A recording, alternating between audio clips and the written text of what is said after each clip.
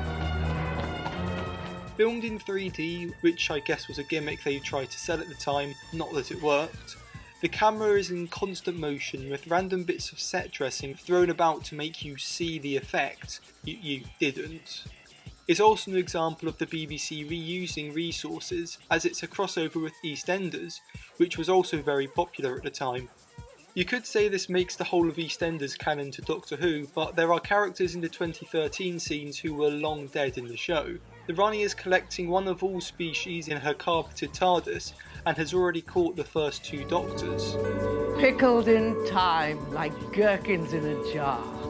Her plan is to, And she comes to Earth to get her final specimen, a human. But disruptions in the timelines cause the Doctor to manifest as his former selves, from earlier in his timeline, and Ace to become the Doctor's previous companions because, it didn't really think it out. At one point she becomes both Nyssa and Peri at the same time. There's then 1/4 of an hour of running around the EastEnders set, which is littered with random monsters that they've got out of storage, though not a Dalek. They had one on set, but Nation wouldn't give them the rights to use it. There's a cliffhanger where viewers could vote on whether the Doctor is saved by Mandy or Ron, 2 EastEnders characters. They voted for Mandy. Leave her alone! The companion is captured and uploaded to the Rani's mind thing, but they were Romana at the time, a Time Lord, not a human. They forgot to explain the significance of this, so had McCoy overdub it. It'll overload. The one benefit is the Brigadier got to finally meet the 6th Doctor, meaning he had on-screen meetings with all classic Doctors, and yeah, there's nothing really else to benefit from this. Tom Baker was still not wanting to return to the role, so he only filmed a brief opening where he gives this weird message. She even hates children. And insisted that he have a question mark branded on his face just to be difficult. They did the best they could at hiding this. For a show that was trying to rebuild its reputation, 13 million people watching this incoherent mess of an episode really didn't help matters. While not listed as a proper episode, it was included in the Doctor Who magazine 1997 poll, where it came dead last with a pitiful 30%.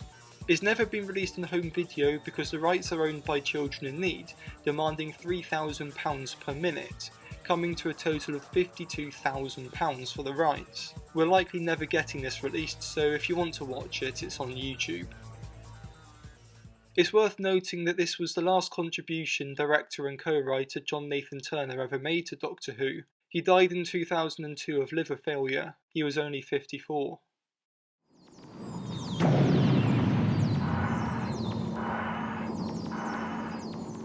There were, fortunately, other celebrations of the 30th anniversary. While BBC Two had been doing some rebroadcasts, showing the original unaired pilot episode in August 1991, they started re-showing old episodes intermittently from January 1992, getting between 1.5 to 3.5 million viewers, through to May 1994, by which point it had dropped to around 1 million viewers. The first repeat, The Time Meddler, was preceded by a documentary, Resistance is Useless, which was essentially a clips compilation with interludes by a talking anorak. But not many people know why this Type 40 TARDIS, which the Doctor stole from the Time Lords, is shaped like a police telephone box. Well, that's due to a malfunction of the chameleon circuit, which allows it to take a shape to blend in with its surroundings. Yeah, it's a very cheap and cobbled together production. But in November 1993, BBC One showed all 6 parts of the Planet of the Daleks, as well as shorts leading into them, mostly documentaries, most notably Missing in Action, about the missing episodes, but also the unit recruitment film. Unite with UNIT and save the world. But the biggest feature of the 30th anniversary was the documentary 30 Years in the TARDIS, or More Than 30 Years in the TARDIS, as it was released extended on VHS. This 90-minute documentary featured interviews with all sorts of people who worked on the show and celebrity fans. Well, of course, I have made a lot of children's programmes, things like Thunderbirds and Captain Scarlet, Joe 90 and so forth. But the real tragedy of my life is that my son, Jamie, is a Doctor Who fan. Yes. While it was more focused on the 60s and 70s than the 80s, probably because the 80s was still quite recent, it's a touching and impassioned tribute to the show, showing the love that there still was for it.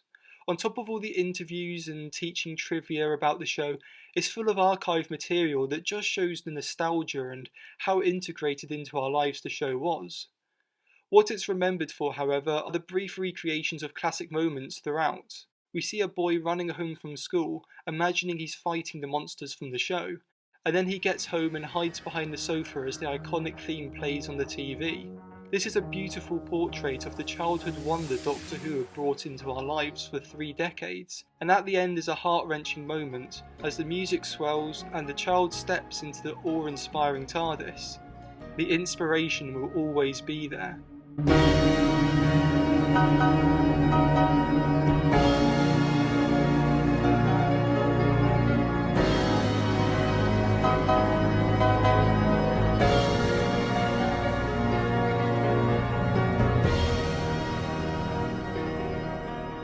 At the end of the credits, Alan Yentob gives a brief interview where he uses the House of Cards quote to tell us that there is hope on the horizon.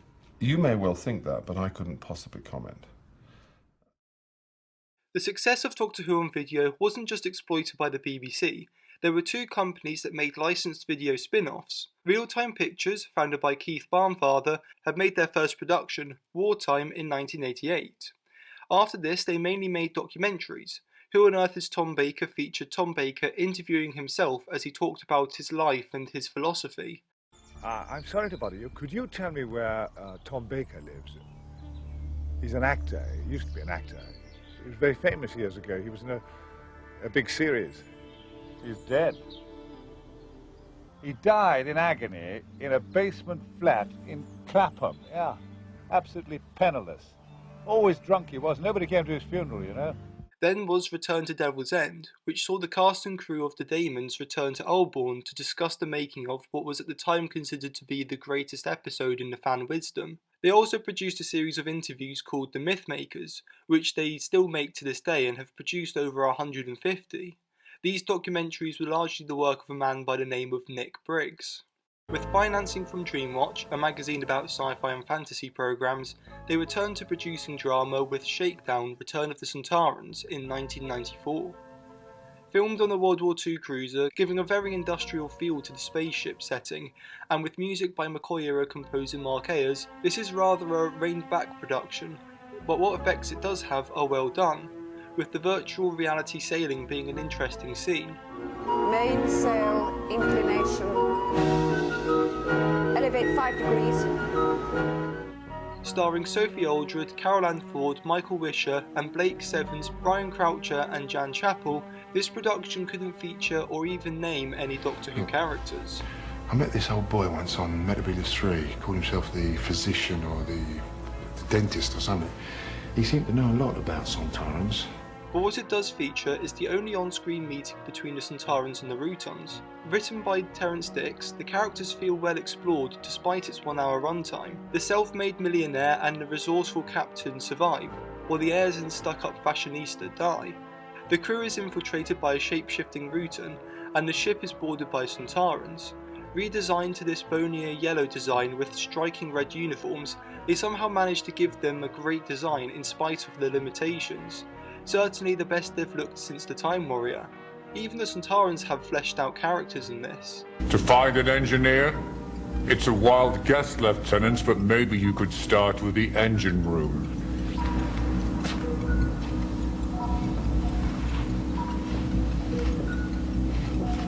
But they too are ultimately killed, as is the Routon.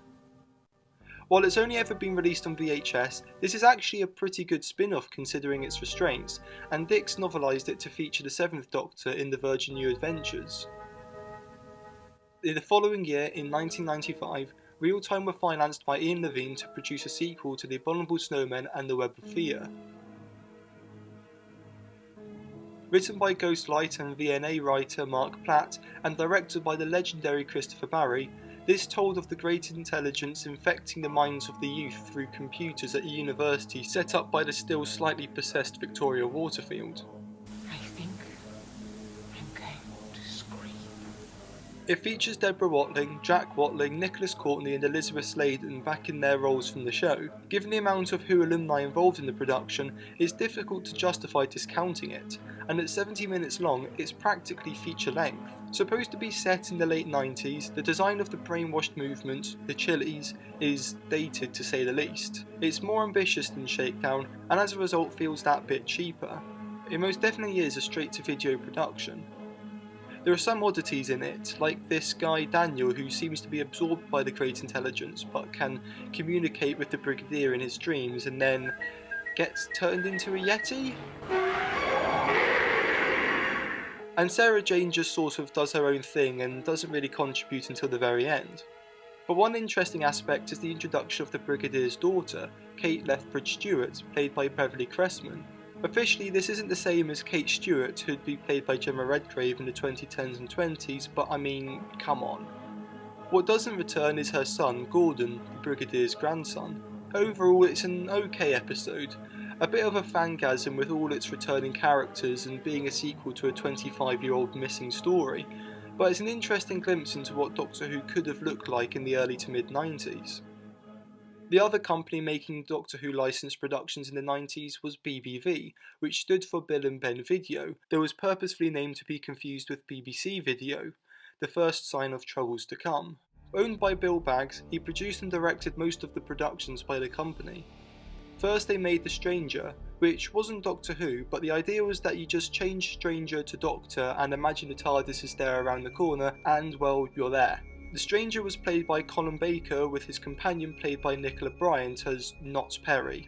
A chap called Bill Baggs, who is going to do extremely well in the world of television, because he's had the sense to employ me, had the idea of doing some stories about a character called The Stranger, played by me.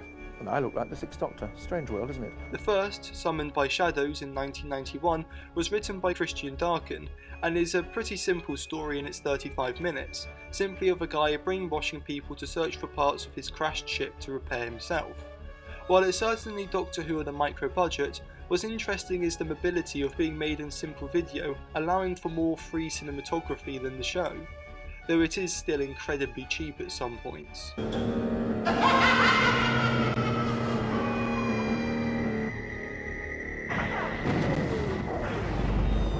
Summoned by Shadows, which was a very interesting concept and done on a low budget but with very high production values, I thought.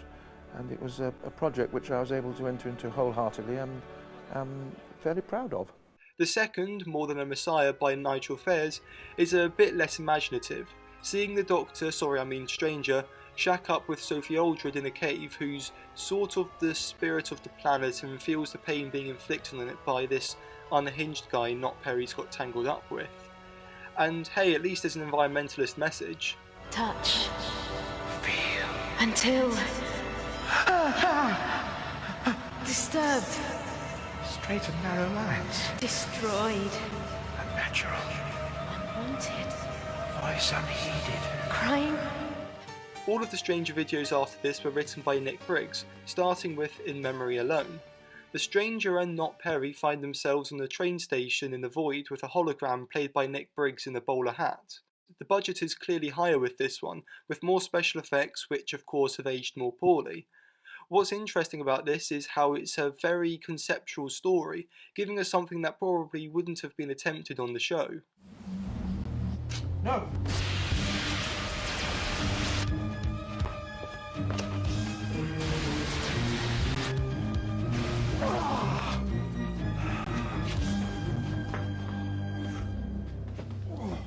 This followed directly into The Terror Game. This is where the series deviates from being a knockoff of Doctor Who. Finding himself on Earth without Nicola Bryant having left the series, in this episode the Stranger gets his memories back. He is a member of a terrorist cell called Solomon, who was tasked to assassinate a guy living in a nightclub along with Louise Jameson. His fellow terrorists are played by David Troughton, Patrick's son, and John Wadmore, who have this portable laptop that connects them to the web.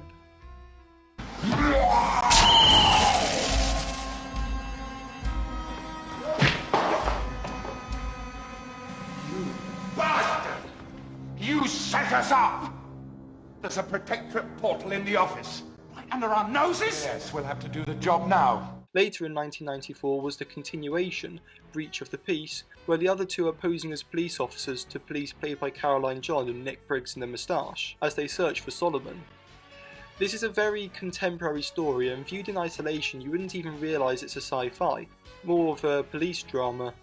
At the end, the trio disappear into the next instalment, Eye of the Beholder.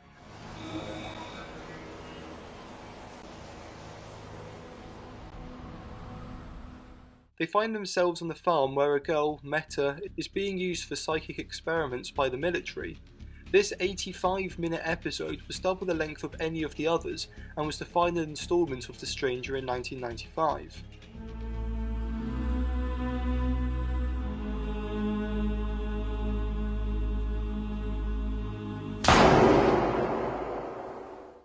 Like much of this series, this more action-filled instalment does drag, and by this point you could say that the series had run its course. While the quality of the special effects, performances and stories varied wildly, though never really being great, The Stranger showed some great ambition and imagination, and was a pretty good effort for its tiny budget, though its place in canon, even if it weren't for the latter stories, would never have got it placed on the shelf alongside Doctor Who. Off the presumably success of that came the Airzone Solution in 1993. We had Colin Baker, and with Colin's help I managed to coerce Peter Davison. I'd worked with Sophie Aldred on More Than a Messiah, and she helped me coerce Sylvester. And I get a phone call, we're actually on the set, and it was Jon Pertwee. John said to me, "I hear you're making a Doctor Who film, and why am I not in it?" It also featured future award-winning actor and fan Alan Cumming and Nick Briggs in a beard. Unrelated to both The Stranger and Doctor Who, it is still inherently attached to both and sometimes erroneously listed as an episode of The Stranger. Described as being an ecological thriller, as the atmosphere is becoming toxic and people have to wear masks, the government signs Airzone to find a solution. But after an investigative reporter dies searching the facility, a weatherman gets visions of him and starts to uncover the truth. Now you've probably spotted that this year's is bigger. In fact, it's 11% bigger. Discovering that their plan is to adapt people to the new atmosphere. Radical solutions are required to improve our lives in a rapidly changing environment. But we're not going to turn the world upside down as some pressure groups would have us do. We're not going to cause economic collapse so that the government has to wade in with budget-breaking handouts and market control. Together we will cross new frontiers of technology and human experience. Together we can breathe new life into our future. For what it is, it's a pretty good production, frankly at the quality of some TV shows, and makes for a good drama, though it is noticeably less of a sci-fi than its related shows, and is more of a contemporary mystery piece, but nonetheless shows BBV's competency and promise. While none of these were officially Doctor Who related, operating outside of copyright, so never being able to even hint at being connected only in the minds of those who know, their first official licensed production came when they got the rights to Liz Shaw. Yeah, this would start the first ever spin-off series from Doctor Who, P.R.O.B.E. The first in the series was The Zero Imperative, released in August 1994. It saw Caroline John return as Liz Shaw, now working for the Preternatural Research Bureau, or P.R.O.B.E., along with Louise Jameson playing Patsy, her boss, with a relationship that may be more than professional. Other Who alumni who returned included brief appearances by Sylvester McCoy, Sophie Aldred and Peter Davison in a cliffhanger twist at the end that isn't brought up again in subsequent episodes. Colin Baker plays Peter Russell, who's buying a mental institution, the Hawthorne Institute, formerly owned by David O'Kane, played by Jon Pertwee. There are several murders, including a character played by Mark Gatiss, the writer of all 4 episodes, who you may remember from Nightshade. In the end, it turns out that Patient Zero is Peter Russell's father, and there's some mystic force in him causing these murders at the hands of Peter. Patient Zero saves Liz at the cost of his own life, and the mystery is solved.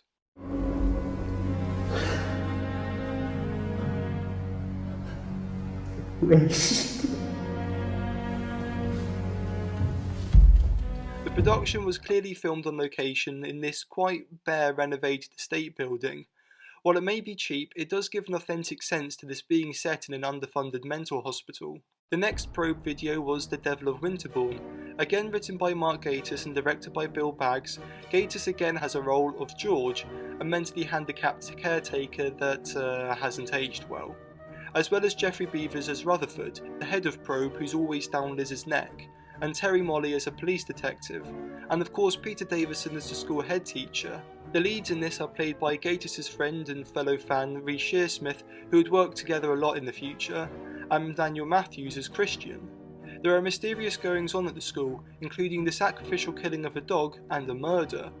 Across the 80-minute mystery, which is certainly the best of the P.R.O.B E videos, verging into psychological thriller, we discover that Christian believes himself to be the reincarnation of the school's founder, Isaac Greatorex, who was into witchcraft, a superstition kept going by the head teacher, essentially for fun. With gay undertones, showing the first same-sex kiss in Doctor Who canon, Christian kidnaps his schoolmate, who he clearly fancies, and plans to sacrifice him. He's caught at the last moment, but manages to jump into the motorway, mysteriously disappearing. Maybe there was some truth to his beliefs. The third in the series, Unnatural Selection, was released in January 1996.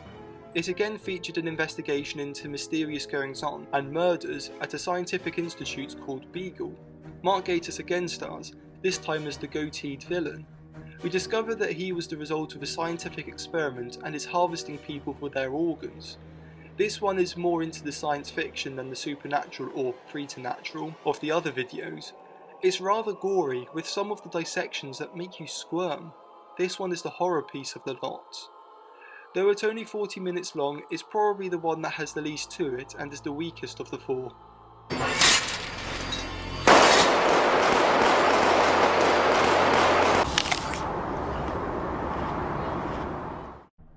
The final of the P.R.O.B E videos was also released in 1996, Ghosts of Winterborn. As the name suggests, it's a sequel to The Devil of Winterborn, as Andrew starts having visions of Christian, and after being taunted by other students for what he went through, he kills one of them. With the help of the now imprisoned head teacher, they hold a seance to banish the spirit of Greatorex. Weirdly, this installment was for years the only piece of Doctor Who media to have an 18 rating. That was until it was released on DVD and got demoted to a 12, so who knows why it was rated so high. It's pretty much just an epilogue to The Devil of Winterborn, not really adding much other than seeing more of Shearsmith and Davison's characters and how they've been affected. That would be the last of the P.R.O.B E series, at least for now, with Mark Gatiss moving on to better things and Baggs moving on to new productions in the late 90s. While they were cheap productions, they had their charm and were one of the ways that the show had been kept alive. It wouldn't be long before BBC Audio would also get in on the game. After the success of releasing missing episode audios on cassettes with linking narration, the BBC started doing original audio plays. In 1993 they released The Paradise of Death, a third Doctor story with Sarah and the Brigadier, and a new companion, Jamie Fitzoliver, played by Richard Pearce, who's a friend of Sarah's, set between the Time Warrior and Invasion of the Dinosaurs. It tells of an amusement park with creatures that have been teleported in from outer space. The Doctor investigates and is whisked away to an alien world where they meet its president and discover that he's being lied to about the goings-on of this world and, yeah. It's a pretty confused story and isn't exactly highly regarded. However, they would make a second audio with the third Doctor, Sarah, Brigadier and Jeremy in 1996, The Ghosts of N-Space. Adapted from the Virgin Missing adventure, for some reason it uses the Fifth Doctor's theme. N-Space is a fourth-dimensional null space where spirits of the dead and demon-like beings exist. Here we go then. Look! There's a sort of glow over there above the stones. There she is! That's who I saw! Oh, I can't bear it! No, Sarah! Stay here! Look at the light, it's like frozen lightning! You're seeing the cracks in the N-space barrier. Oh my god! Oh. Think again! Oh, there's the one I saw before with a tentacle! After seeing ghosts in Italy, the Doctor and Sarah travel back to the 15th century and encounter a monk who's wanting to harness the powers of N-space to become immortal, but gets trapped in a wall. Also, the brig seems to get into trouble with the Mafia. There are some interesting scenes of the Doctor and Sarah becoming ghosts and visiting N-space, but overall this is a more refined story than Paradise of Death, even with its time jumping. There were plans to do other audios with the third Doctor, but these were cut short. Throughout the early 90s, Jon Pertwee had pretty much been seen as the Doctor, appearing wherever he could. I think I need to see the Doctor. In 1996 he had a back operation, but that didn't let him down. He then appeared in a fan film, Devious, set after the War Games in the fabled Season 6B and starring Tony Garner as a forgotten doctor who really does seem like halfway between Troughton and Pertwee. Pertwee thought he was turning up to a small fan convention, but was instead asked to film the ending regeneration scene of Garner becoming him, and was more than happy to take part.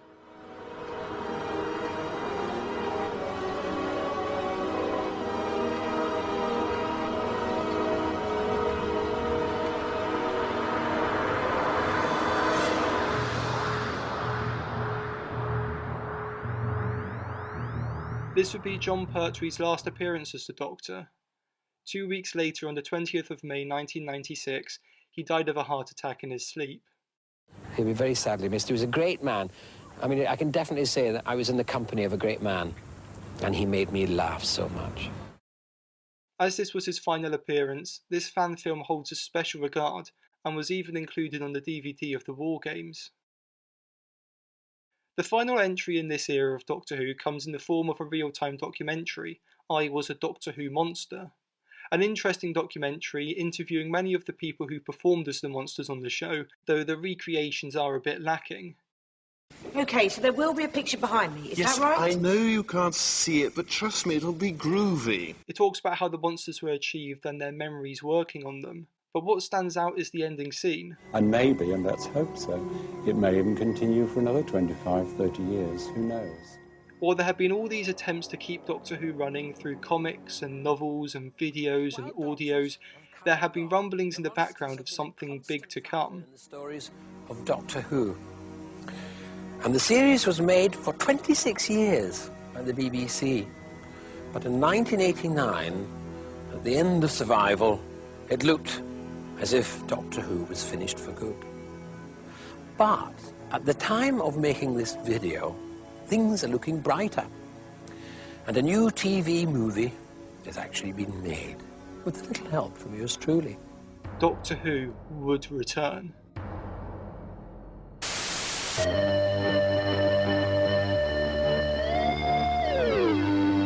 Doctor Who is back in one of the hottest computer games of the year. It's super arcade adventure all the way as you battle your way through 5 huge levels, mutilate mutants, menace monsters, and exterminate those evil Daleks before they exterminate you. Dalek Attack, the meanest game this side of Skaro.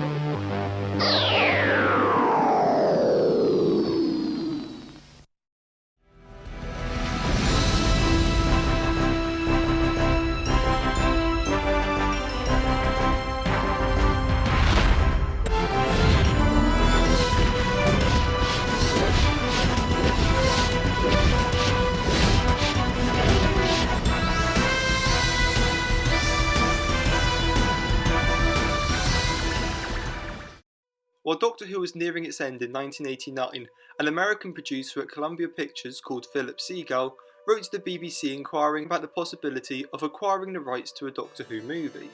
This went under the radar as there had been several approaches about making a movie. Terry Nation and Jerry Davis had offered to take over with backing from American companies, and even Michael Jackson had wanted to make a movie so long as he could star in the lead. However, the movie rights had already been handed to a small, inactive company called Coast to Coast in the late 80s. In 1991, Navalna, a Canadian animation company, were approached to make a Doctor Who children's cartoon, like the sort you had on Saturday mornings. This would have allowed space battles and scenery that couldn't have been attempted on live action. While some concept art was made, this came to nothing. And there was also an incident in 1991 where the presenter David Burton started driving around in a car claiming to be the next Doctor Who. He's since claimed that he starred in the pilot by an independent company that had been sent to the BBC, though there is no evidence of this claim. Seagull didn't hear back from the BBC until 1991, by which point he was already moving over to Amblin Television, owned by Steven Spielberg.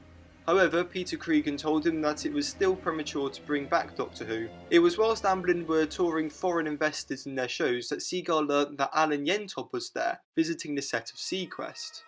By chance, he managed to have this in-person conversation with him the same day that Spielberg was around. Between the three of them, the discussion of reviving Doctor Who had begun, And so, going into 1993, there were formal talks between BBC Drama, Amblin Television and Universal Television of an American reboot of the show. In fact, part of this discussion was unknowingly caught on tape while making 30 Years in the TARDIS. Spielberg found him. Philip. Good, okay. Fortunately, Seagal managed to talk Leonard Nimoy out of directing scenes for the Coast to Coast production, which would have allowed them to extend their contract, which allowed Universal to get the rights off the BBC. A movie was mooted with a poster drawn up for a feature film called The Last of the Time Lords. It wouldn't be long before word of mouth would get out and rumours flying wild. Top film director Steven Spielberg has announced he's making a new Doctor Who series. What worries British fans are the rumours of actresses from programmes like Baywatch taking the part of the Doctor's companion. Doctor Who fans in this country are delighted a new series is being made in the States, but they're very worried about who's going to play the Doctor and who his assistants will be. Shannon Doherty from Beverly Hills 90210 is one. Baywatch's Pamela Anderson is another. Drew Barrymore is also in the frame, along with Erika Eleniak. Doctor Who fans aren't impressed. They would kill the series. Doctor Who's loyal fans are waiting eagerly for the latest news of the Spielberg series, but even his enemies want him to stay British. Mary Garn, GMTV. I'd like the Baywatch girls on, because it would really take your eyes off the wobbly scenery, really.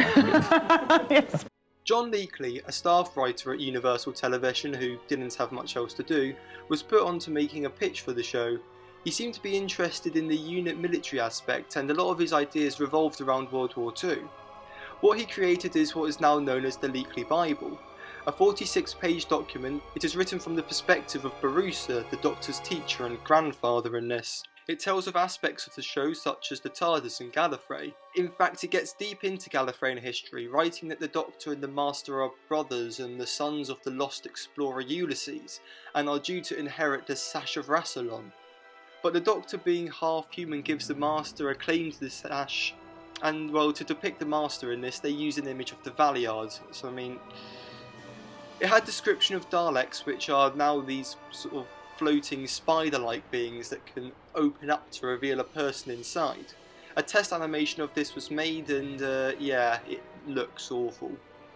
There's a list of potential story ideas largely taken from existing serials from the classic series, but altered for American audiences.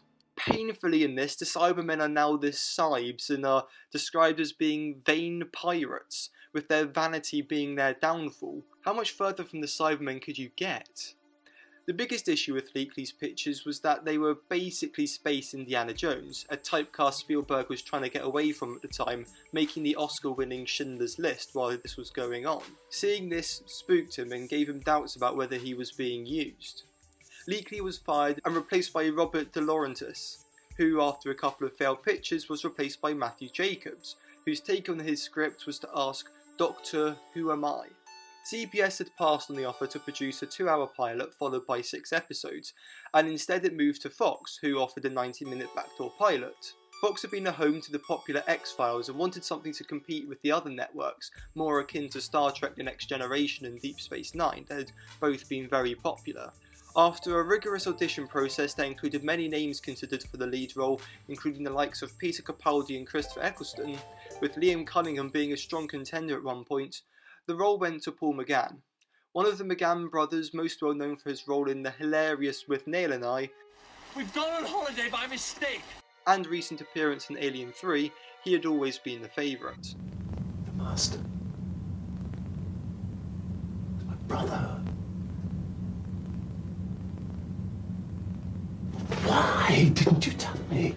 An agreement was made between BBC Drama, represented by executive producer Joe Wright, Fox Television, represented by executive producer Alex Beaton, and Universal Television. Paul McGann was announced as the 8th Doctor in January 1996. Noticeably, Amblin was absent from this agreement, having decided to leave the project. This was a fact Seagal decided to keep hidden from the other partners until the production was underway. Filmed in Vancouver, Canada, but set in San Francisco, this 3-way agreement started to have troubles, as each party had their fingers in the pie. While they were happy to have a previous Doctor regenerate into McGann, they thought it would be better for it to be Tom Baker, as he was more popular than Sylvester McCoy, who was still associated with the show's downfall. It had to be explained to them why it had to be McCoy in order for it to be a continuation, which kind of shows the understanding of the show the ones making it had. They had constant disagreements and negotiations about things. We were still struggling to find something everybody could agree on while we were in Vancouver. Need a big fight for the end in the cloister room. And I'm going, a big fight in the cloister room? But they were going, yes, it's got to be massive with people almost dying. Okay. But a cloister room is a very small room at the back of the church where people... No, it's not. The compromise for having a British Doctor for the Americans was to have a big name as the Master. Christopher Lee was considered but deemed too expensive, so they went for Oscar nominee and brother of Julia Roberts, the most highly paid actress of the time. Tennessee-born Eric Roberts was cast as the Master. He ended up costing more than Lee would have. The one thing that they could agree on was hiring Jeffrey Sachs to direct. The budget came to $5 million, the biggest budget ever for a TV movie at the time, with $1 million being spent on the TARDIS set alone with the intention of it being reused.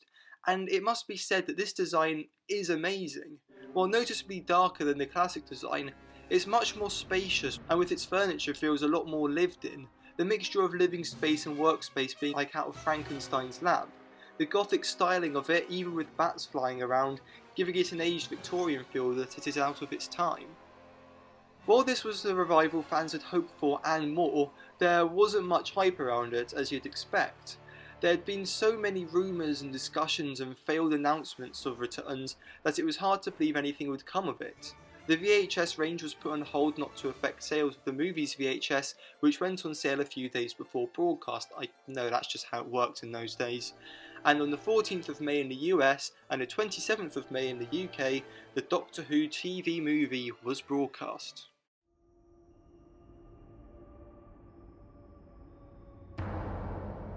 We open with this quite atmospheric intro. Over CGI planets, something unthinkable in the classic era, Paul McGann narrates to us that the Master has been put on trial for his crimes by the Daleks on Skaro, who seem to have been sucking on helium. Yeah, we already know this hasn't paid attention to the original show. A brief appearance by Gordon Tipple as the Master, and we go into this epic opening theme. With a grand orchestra, the power of this theme is immense. This truly is Doctor Who on an epic scale. John Debney provided the music for the movie and gave us not only a great soundtrack but one of the very best theme tunes. Aided by its budget, it was truly something to behold. We then get into the movie and it's the 7th Doctor transporting the Master who escapes in the form of a goosenake. Of the 89 minutes of this movie, more than 20 minutes are spent with the 7th Doctor. In hindsight, this only took away from time we would get with the new 8th Doctor, that we really should have jumped straight into at the start. While McCoy was more than happy for the money and made a video diary for BBV called Bidding Adieu, he admits that they should have returned to him later. As such, it takes a while for the movie to truly get going. The Doctor lands in America and is instantly gunned down by a gang turf war, a comment on America's gang crime that plagued the 90s. He's taken to a hospital where the ambulance driver comments, "Is he rich? That's where we're going. He better be rich." And then under the operating table, he gets an unnecessary procedure just to show off to investors, which, being an alien, causes his death. I can't get it out of him! Base, he's flatlining! The probe snapped! This could not be more of a condemnation on America's atrocious privatised healthcare system, something they still refuse to fix to this day. We are then introduced to Dr. Grace Holloway, played by Daphne Ashbrook, the surgeon who operates on him while still wearing her opera dress. The Doctor dies under her care to Madame Butterfly. The hospital refuses to accept the existence of this John Doe that could affect their records. His scans are burnt. The only survivor of the shooting, Chang Li, played by Yi-Ji Tisu, runs off with his belongings and Grace resigns in protest. Oh, and the body has got up and walked away with a new face. Intercut with 1931's Frankenstein as he regenerates. While there are lightning effects to cover it up, it's a simple fade transition, made awkward by the fact McCoy and McGann couldn't pull the same faces. He punches a door off, and after this quite funny moment with the mortician,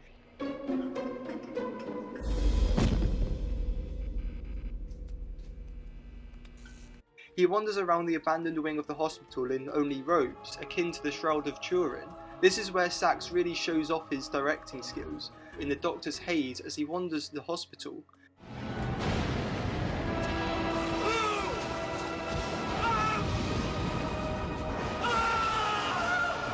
The lighting and framing and wide-angle lens, it all creates this confused yet beautiful atmosphere. It really must be said that regardless of your view on the movie, it is probably the best Doctor has ever looked from a directing point of view, though how much of that was down to the budget. At the same time, the Goosenake Master enters the body of Bruce, played by Eric Roberts, and takes him over, becoming the new Master. In the sunglasses and leather jackets, Roberts plays the Master like a Terminator parody. I had a bad night. I'll be back. Which I guess goes with the campiness, but not the right sort of campiness. His portrayal of the Master is rather just over the top. I always dress for the occasion. After stealing a Wild Bill Hickok costume, giving him a classic Edwardian look, which actually really suited him with the deep green velvet, the Doctor meets Grace and manages to convince her that he's the same man by pulling the probe out of his gut. Meanwhile, the Master employs the help of Chang by claiming the Doctor is the evil one and is stealing his regenerations, offering him gold dust in return for his help. Having just walked into the TARDIS, he's probably susceptible to believing anything.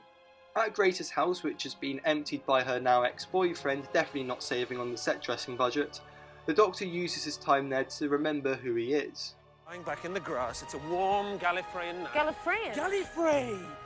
A meteor storm that the sky above us was dancing with lights. Yes! What? These shoes! They fit perfectly. Yes. While the Master uses the Eye of Harmony that can only be operated by a human retinal scan to spy on the Doctor. This is when he makes the discovery.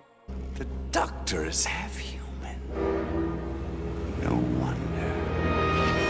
It's not clear whether the Master has these cat-like eyes because of the Goosenake stuff, or whether that's what Time Lord eyes are meant to look like, thus the Doctor has human eyes. I get the feeling they watched Survival and just thought that's how the Master's meant to look.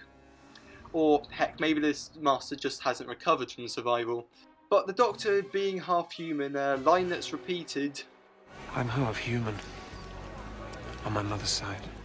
Is an infamous line in Doctor Who history. It's been completely ignored in any future media since, or if it has been addressed, it's been tried to be explained as a one-off or a brief thing. This stank of trying to turn the Doctor into Spock, or a belief that audiences wouldn't find him relatable if he wasn't at least partially human. But to anyone who watched the original series at all, this line was frankly offensive. After first viewing, most people were usually in denial about it being there, but we just have to accept that yes, this was said, and yes, we can just ignore it and move on. It's coming to New Year's 2000, oh yeah, this is set in 1999, and the Master is distorting the timeline so much that there are freak storms and the Doctor can walk through glass. To fix the TARDIS, he needs a part of an atomic clock. Hey, look, there's one in San Francisco. He gets into a police bike for the ambulance chase with the Master while Grace keeps giving a load of quips. It's like they filmed a few and then decided to put all of them in. It's really quite annoying when you realise. Maybe I should have kept the gun! What? Look! Done again! Great! I finally made the right lines from another planet. Doctor? Yes? I only have one life. Can you remember that? Then you know what's gonna happen to me? You don't want to know! Right, you can't not tell me! Grace! They get past the guards that the Master has gooed on and get the circuit. They escape running hand in hand and descend down on a fire hose. This is definitely the dashing romantic Doctor. They get back to the TARDIS, but Grace has some Master goo on her and gets possessed. We also get this funny if completely unnecessary moment.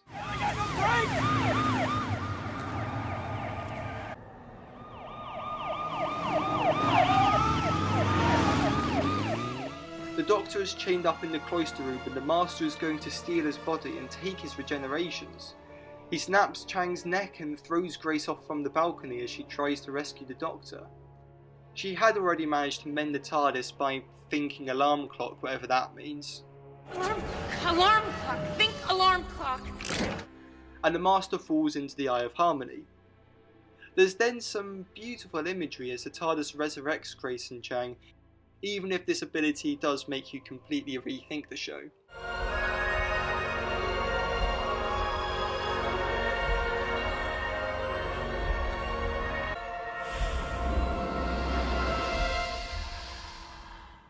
The Doctor lets Chang run off with the gold. It's debated whether or not he counts as a companion, having spent almost the entire movie as a secondary villain. But the Doctor and Grace kiss under New Year's fireworks. Oh yeah, this Doctor kisses Grace a few times. Now do that again. Which, while we're used to now, that was something else fans found offensive at the time.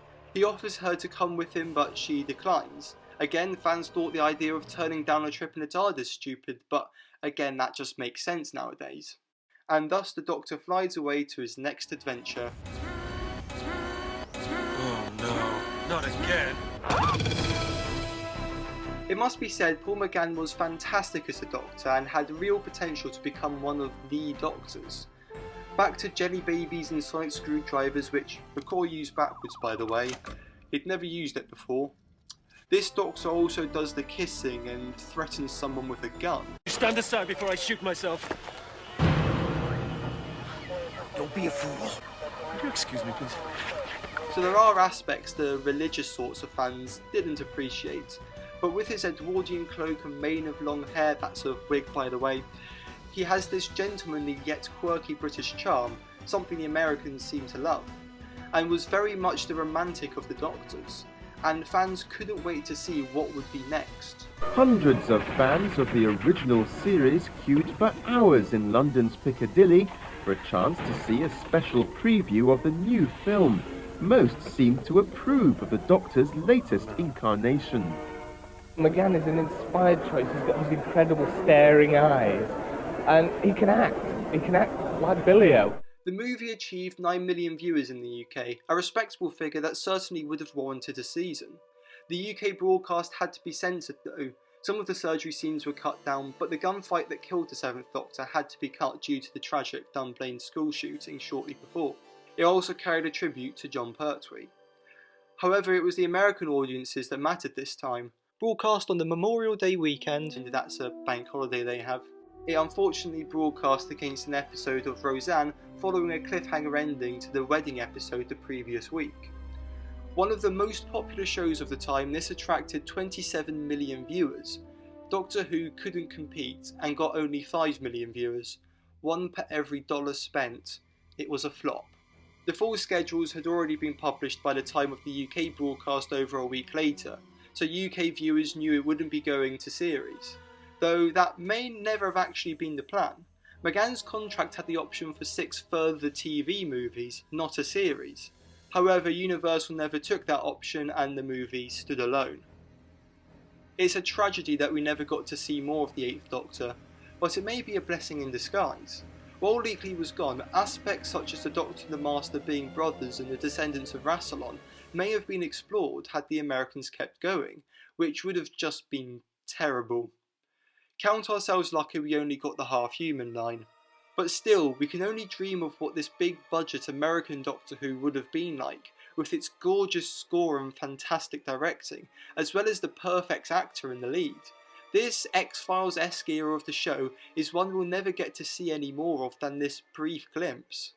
Unfortunately, after 7 years of negotiations that went as high as Steven Spielberg and as low as Coast to Coast, with $5 million down the can, the Doctor Who reboot was a failure, and thus, the real wilderness years began.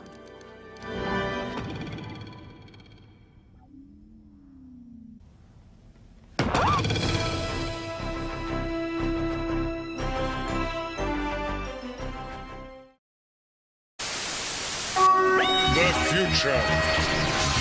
So much easier to plan for once you've been there. Of course, it helps to have one of these, a Virilian time transformer. The next best thing is a telephone number which will help you to start a savings plan for the 21st century. Take it from a Time Lord. However you plan to spend your future, plan on having something to spend.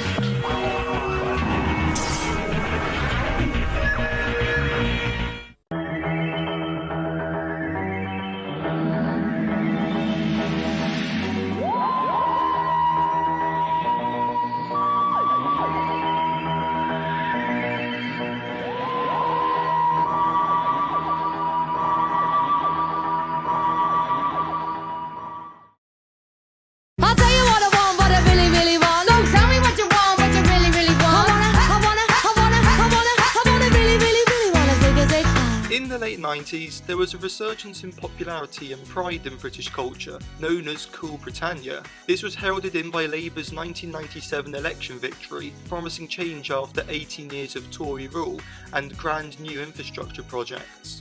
It could most be characterised by the popularity of music such as the Spice Girls or Britpop bands such as Oasis and Blur, as well as by movies such as the quirky rom-coms, period dramas and the new Bond films with Pierce Brosnan.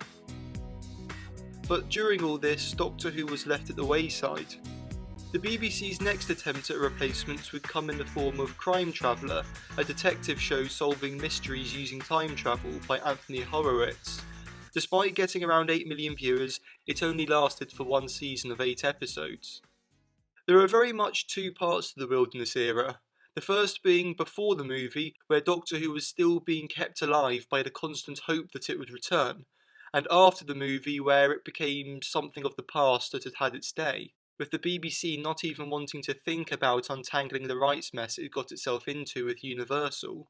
By the end of 1996, the VHS range had returned with The Green Death, now sporting the Pertwee-inspired movie logo. This logo would stick with the show for years to come and would very much become the Doctor Who logo. The Virgin novels would continue for a bit after the movie, but now being stories with her past Doctor, their attitude did change, with Perry and Liz turning up in Bad Therapy and Eternity Weeps. And the Seventh Doctor wouldn't feature on any of the covers bar Lungbarrow. In fact, even the Doctor Who logo was removed from the last couple of releases to try and bury it as they moved to the Eighth Doctor.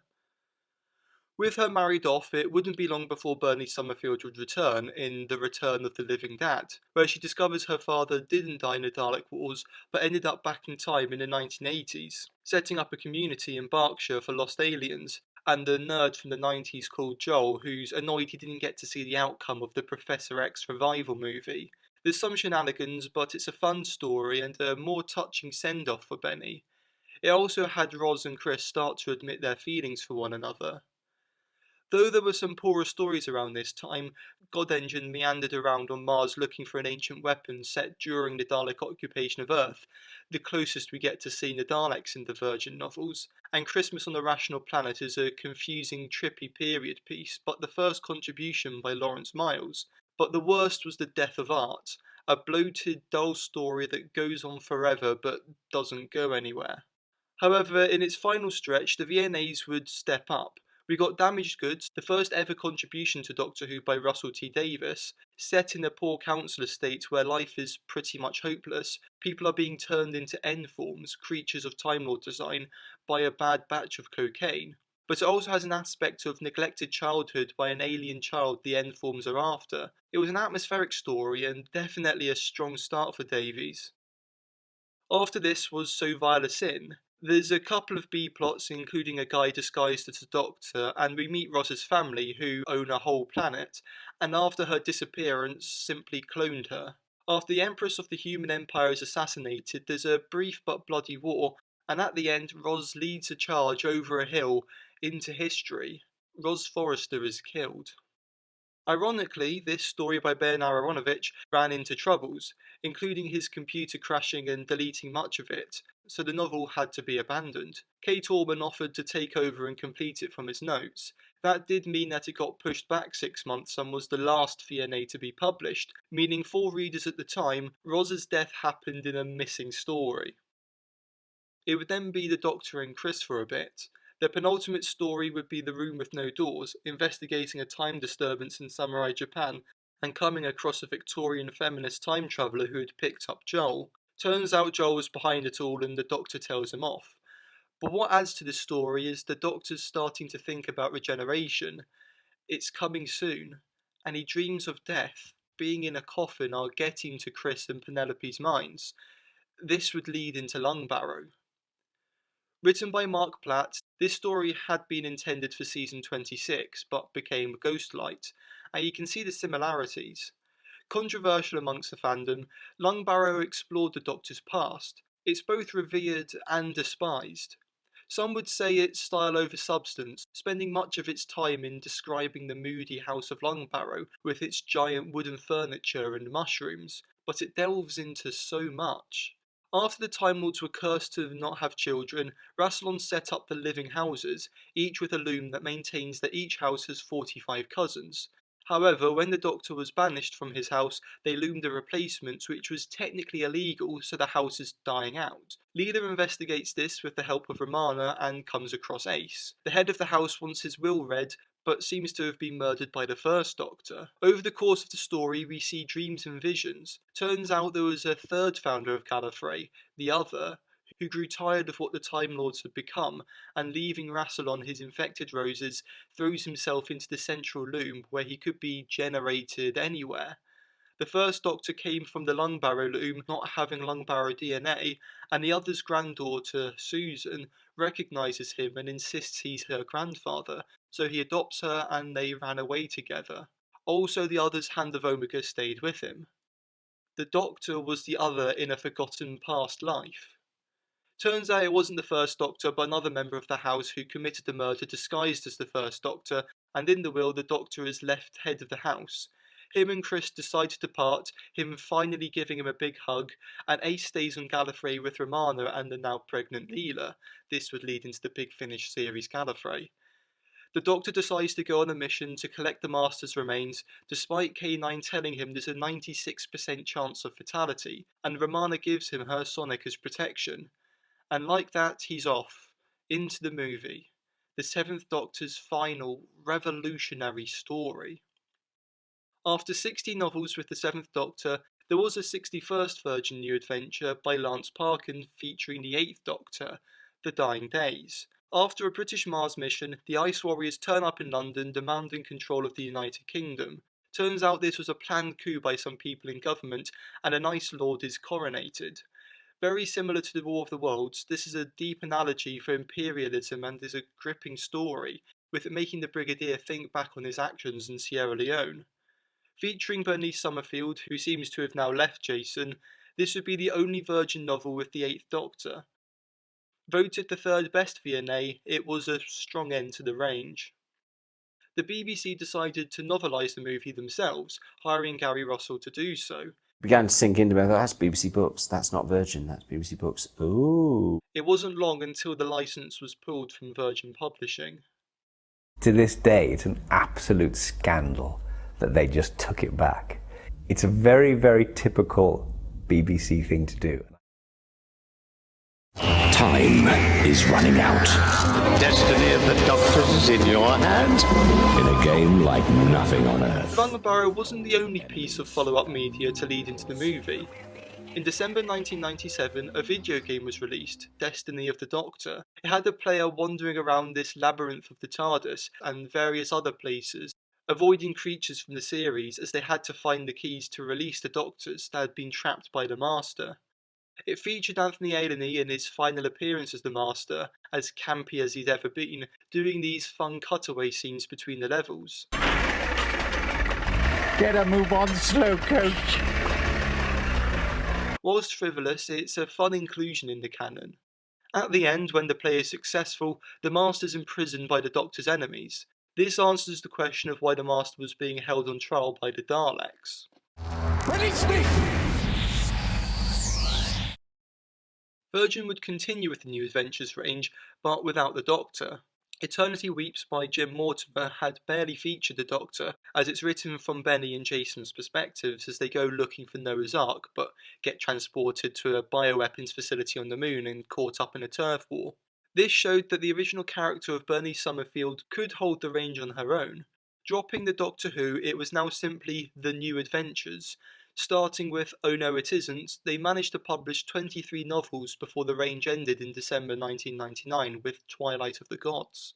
While obviously not as popular as the Doctor Who branded range, this range of novels did comfortably well on its own, plus she was joined by Wolseley the Cat. The BBC intended to publish their own ranges of novels, continuing on from the movie. This was essentially the official Eighth Doctor era.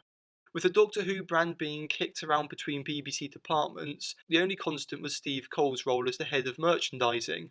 He acted as the Doctor Who range consultant, overseeing the creation of Big Finish and VHS releases between 1997 and 2000, before he was replaced by Justin Richards in 2001.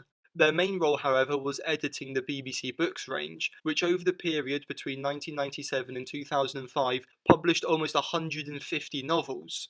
While Stephen Cole's own works weren't particularly great, his involvement and influence over such a vast period of the show is immense. Him and Justin Richards are practically forgotten showrunners. The first novel in the range was The Eight Doctors by Terrance Dicks. You get the sense from this that he wasn't interested in writing for the new Doctor, or that he was told to try and tie it in with the show's past, as this novel just sees the Eighth Doctor with amnesia going back and visiting his past selves during some of their adventures. The novel is ultimately pointless, the only parts of interest being the beginning and closing chapters where he meets Sam Jones, who comes with him to escape trouble she's got in with the school's drug dealer. Most people will tell you you're better starting the EDAs with Vampire Science by Kate Orman and John Blum. A vampire story set in San Francisco, it may seem like you're skipping Sam's introduction and development with her already being a confident monster fighter from the go, but really you're still missing this even with the Eight Doctors. A 17-year-old girl from Coal Hill School who's into keeping herself fit, jogging around a TARDIS and eating healthy, and is a big activist, being a vegetarian Greenpeace member. She was in effect the first companion to travel with the Eighth Doctor. While they did start doing more interesting things with her, mainly Orman and Blum, she was just a standard, capable companion throughout much of her run. To start with, the EDAs were noticeably shorter than the VNAs, though did quickly pick up to being around 2/3 the length, I estimate. Dropping the adult approach of the VNAs, swearing was much less frequent, and the only instance I can think of with overtly adult themes is The Sleep of Reason, opening with an explicit description of self-harming. Instead, they went with the approach of having a returning element each novel. With them only having an hour of the movie to go off, they didn't have a very clear picture of the Eighth Doctor. Having an hour of Paul McGann's screen time to base an entire novel on, it is tricky. I watched that TV movie more times probably than is healthy for anyone. Everyone had their own ideas. I think the TV movie had polarised opinion amongst the writers as much as anyone else.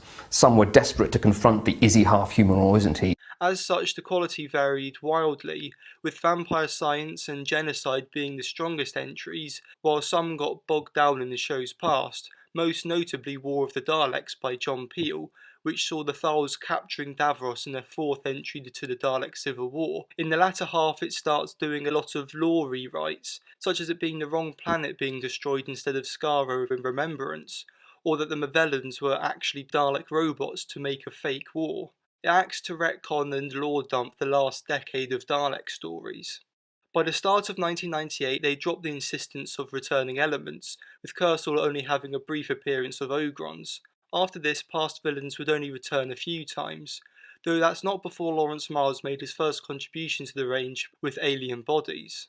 In this, the Doctor goes to an auction where it's his remains that are for sale, which gets a lot of interest due to his ex-president's biodata. But what's special about this story is it introduces us to the faction paradox, a Time Lord cult who believe in tampering with the timelines and hold satanic-like rituals. There's also the Celestes who believe in wiping themselves from the timeline in order to live outside of space-time as a conceptual entity. A completely mad story with all of its conceptual ideas, it somehow works. Funnily, this story also features Crotons towards the end, a complete subversion. Needless to say, this one would set up the story arc that would be expanded on throughout the range. With the move away from returning foes, in 1998 the range would feature a lot more conceptual stories. Some of these just made for slogs, such as Longest Day or Van der Kieren's Children, but a good example is The Scarlet Empress. By Paul Mars, an English lecturer, this was a very meta story, breaking down story structure, but it's the first appearance of a character he'd introduced in the Decalogue short story, Iris Wildthyme. An older time lady who travels in the London bus, her adventures seem to mirror the Doctor's, much to his annoyance. A bit more morally grey than the Doctor, she holds a mirror to the character. She'd appear again, but I must say I could never engage with her stories, being too weird despite how popular they are. However, the 50th EDA, Mad Dogs and Englishmen, is great, where a kid's cartoon adaptation of a novel with the characters as dogs seems to mirror events on the dog world that the dogs there want to cover up. Just a weird and wild and fun story. There was a period where they had an arc where the Doctor and Sam are separated in Longest Day. The Doctor then goes and meets Susan after the Dalek invasion and she kills the Master. Then in Dreamstone Moon they narrowly miss each other, so Sam thinks the Doctor's abandoned her. It's a shame these three stories are all so dull because they led into Seeing Eye, which is one of the best of the range. Thinking she's alone, Sam starts a life for herself in the far future, but the Doctor is looking for her, and in his search through all the bureaucracy, he gets arrested and incarcerated, spending 3 years being tortured until being rescued by Sam and her fellow activists, in a society where people get implants into their eyes, giving access to the Doctor's memories, and allowing them to make a clone. This is a harrowing story by Orman and Blum, but it does feel that they aged up Sam because her being underaged was getting in the way of the narrative, especially in her romantic attraction to the Doctor. It was then followed by an oddity, Placebo Effect by Gary Russell, with Ruin infecting a Space Olympics, leading into their Alien parallel with them bursting out of people's chests. It's a weird one with a long section where Sam's challenged with theistic arguments, but the first half of the story features a wedding between Stacy and Sard, the companions from the RadioTime comics by Gary Russell between 1996 and 97. Split into 5 parts, the first, Dreadnought, is basically just the Doctor meeting Stacy on the spaceship and helped her escape the Cybermen. Then was Descendants and Descendants, which made up most of the run, following a plot to take the line of succession from a noble Ice Warrior house. At the end of this one, the Ice Warrior, Sard, joins them. Then's Perceptions, helping a purple-spotted horse in Victorian England rescue his kidnapped wife. This then leads into Coda, with the shape-shifting alien that was behind it having disguised as Stacy, so gets kicked out the TARDIS, and the three continue their adventures. It was made up of very, very short stories, and so there's no added depth to the companions. They are just very standard blank companions, bar one of them being an Ice Warrior. It's implied they're set when the Doctor had left Sam at a political rally at some point, as is all the other 8th Doctor comics I'll be getting onto later. There's also the Janus Conjunction by Trevor Baxendale, a story set on a literal radiation-filled death planet. Putting the characters into a miserable, deadly world seems to be Baxendale's thing, with Fear the Dark and Dreadstone Memorial having similar motifs. But he manages to present it in a way that's easy to read and, well, pleasurable. In the end, the Doctor uses time travel to save Sam after she died of radiation poisoning, the first of many such deaths she experienced going forward. None of the authors really liked the character of Sam. In fact, people were always trying to kill her off. The most impressive was in Jim Mortimer's epic Bell Tempest, where she's tricked by a false messiah that eating his flesh will make you immortal, and she does so in the vacuum of space. This raises her the moralistic question of who should be resurrected in the massacres around her. There was a noticeable change for Jim Mortimer's style in the late 90s, going from his dense concept-packed novels to these lighter, voyage-style stories. It's such a contrast I started to wonder whether he was actually two different people. In 1999 the range would have a shake-up with the introduction of Fitz Craner in The Taint. From 1963 and of German descent, growing up during the war wasn't a great time for him, so he learned to mask his identity, performing as a guitarist under the name Fitz Fortune, and when we first meet him he's pretending to be a French writer. His mother dies from alien forces in a mental asylum, and the police want him for questioning, so he has nothing else but to come with the Doctor and Sam. While he has fun with his travels, it's fairly involuntary, and he's a bit of a flirt, always trying to get with Sam or whatever other women are around. There's a weird part in The Taint where he decided not to take advantage of Sam as she's unconscious in his flat. Don't know if they thought this was making him out to be a good guy, but in his earlier appearances he had continued to enjoy pretending to be someone else, a few times James Bond, and at points he seemed to grow an attraction to the Doctor, at one point dreaming they're naked in the TARDIS together, awkwardly moving about butt to butt. He would appear throughout most of the rest of the EVAs, very much becoming the companion of the range. His addition to the cast certainly helped liven up the stories, having 3 main characters upping the pace that had struggled to last with only 2 through the 80,000 word novels. This can be seen straight away in Demontage, an art heist story in a casino where people are being absorbed into a painting. But this would seem like an oddity as the very next story is Revolution Man, with them landing only a few years after Fitz's time, so he feels he can leave. However, he finds himself caught up in the Cultural Revolution and is brainwashed by the Chinese communists. Meanwhile, Sam gets involved with revolutionaries, the sorts her parents supported and she had idolised, but she realises they're just a bunch of disorganised terrorists with no real message and outdated misogynistic views. The story by Paul Leonard then ends very abruptly with them killing the threat and leaving in the space of only a few pages. He must have hit a deadline or something. After Dominion, a story with portals appearing in Sweden where Sam finally kisses the Doctor, comes Unnatural History, and this is where things become interesting. Sam Jones is now a dark-haired drug user working in a video store. The Doctor appears and tells her she should be blonde and his travelling companion. Turns out the shenanigans in the movie ruptured cracks in San Francisco, and our Sam fell into it. After a story featuring a collector trying to capture the magical creatures that come through, Fitz finally sleeping with this version of Sam but it not feeling right, and with the faction paradox mysteriously observing everything that's going on, it turns out these cracks combined with the Doctor's biodata at his regeneration. When dark-haired Sam jumps into it, she mixes with the Doctor's biodata to create blonde Sam. The Sam we know isn't the original. She is a paradox. Written by Orman and Blum, between this, Vampire Science and Seeing Eye, it's undeniable that they pretty much defined Sam Jones. However, after dying again in Autumn Mist and spending most of the story as a ghost, she decides to leave in Interference, the only novel to require 2 parts, though annoyingly the covers don't quite fit. By Lawrence Miles, this expands a lot on the faction paradox. During the story, Fitz is left in Geneva where he's eventually picked up by the faction. It's explained they're a voodoo cult, using death imagery like skulls and blood in opposition to the Time Lord's cheating of death. And they have an 11-day empire, occupying the theoretical dates that were skipped when we adopted the Gregorian calendar in September 1752. Meanwhile, the Doctor's being tortured in a prison in Arabia, while Sam investigates a weapons conference and meets Sarah Jane. There she comes across the remote. It's people who seem to base decisions on random broadcast signals in the area. This gives us some trippy sequences of Sam seeing episodes from her life like TV scripts. The rep in the 3 remote, Compassion, Cody and Guest, have is the cold, a liquid that sends whatever it touches to another dimension. Though they don't intend to actually sell it, as the cold has religious significance to them, believing it to be a spirit.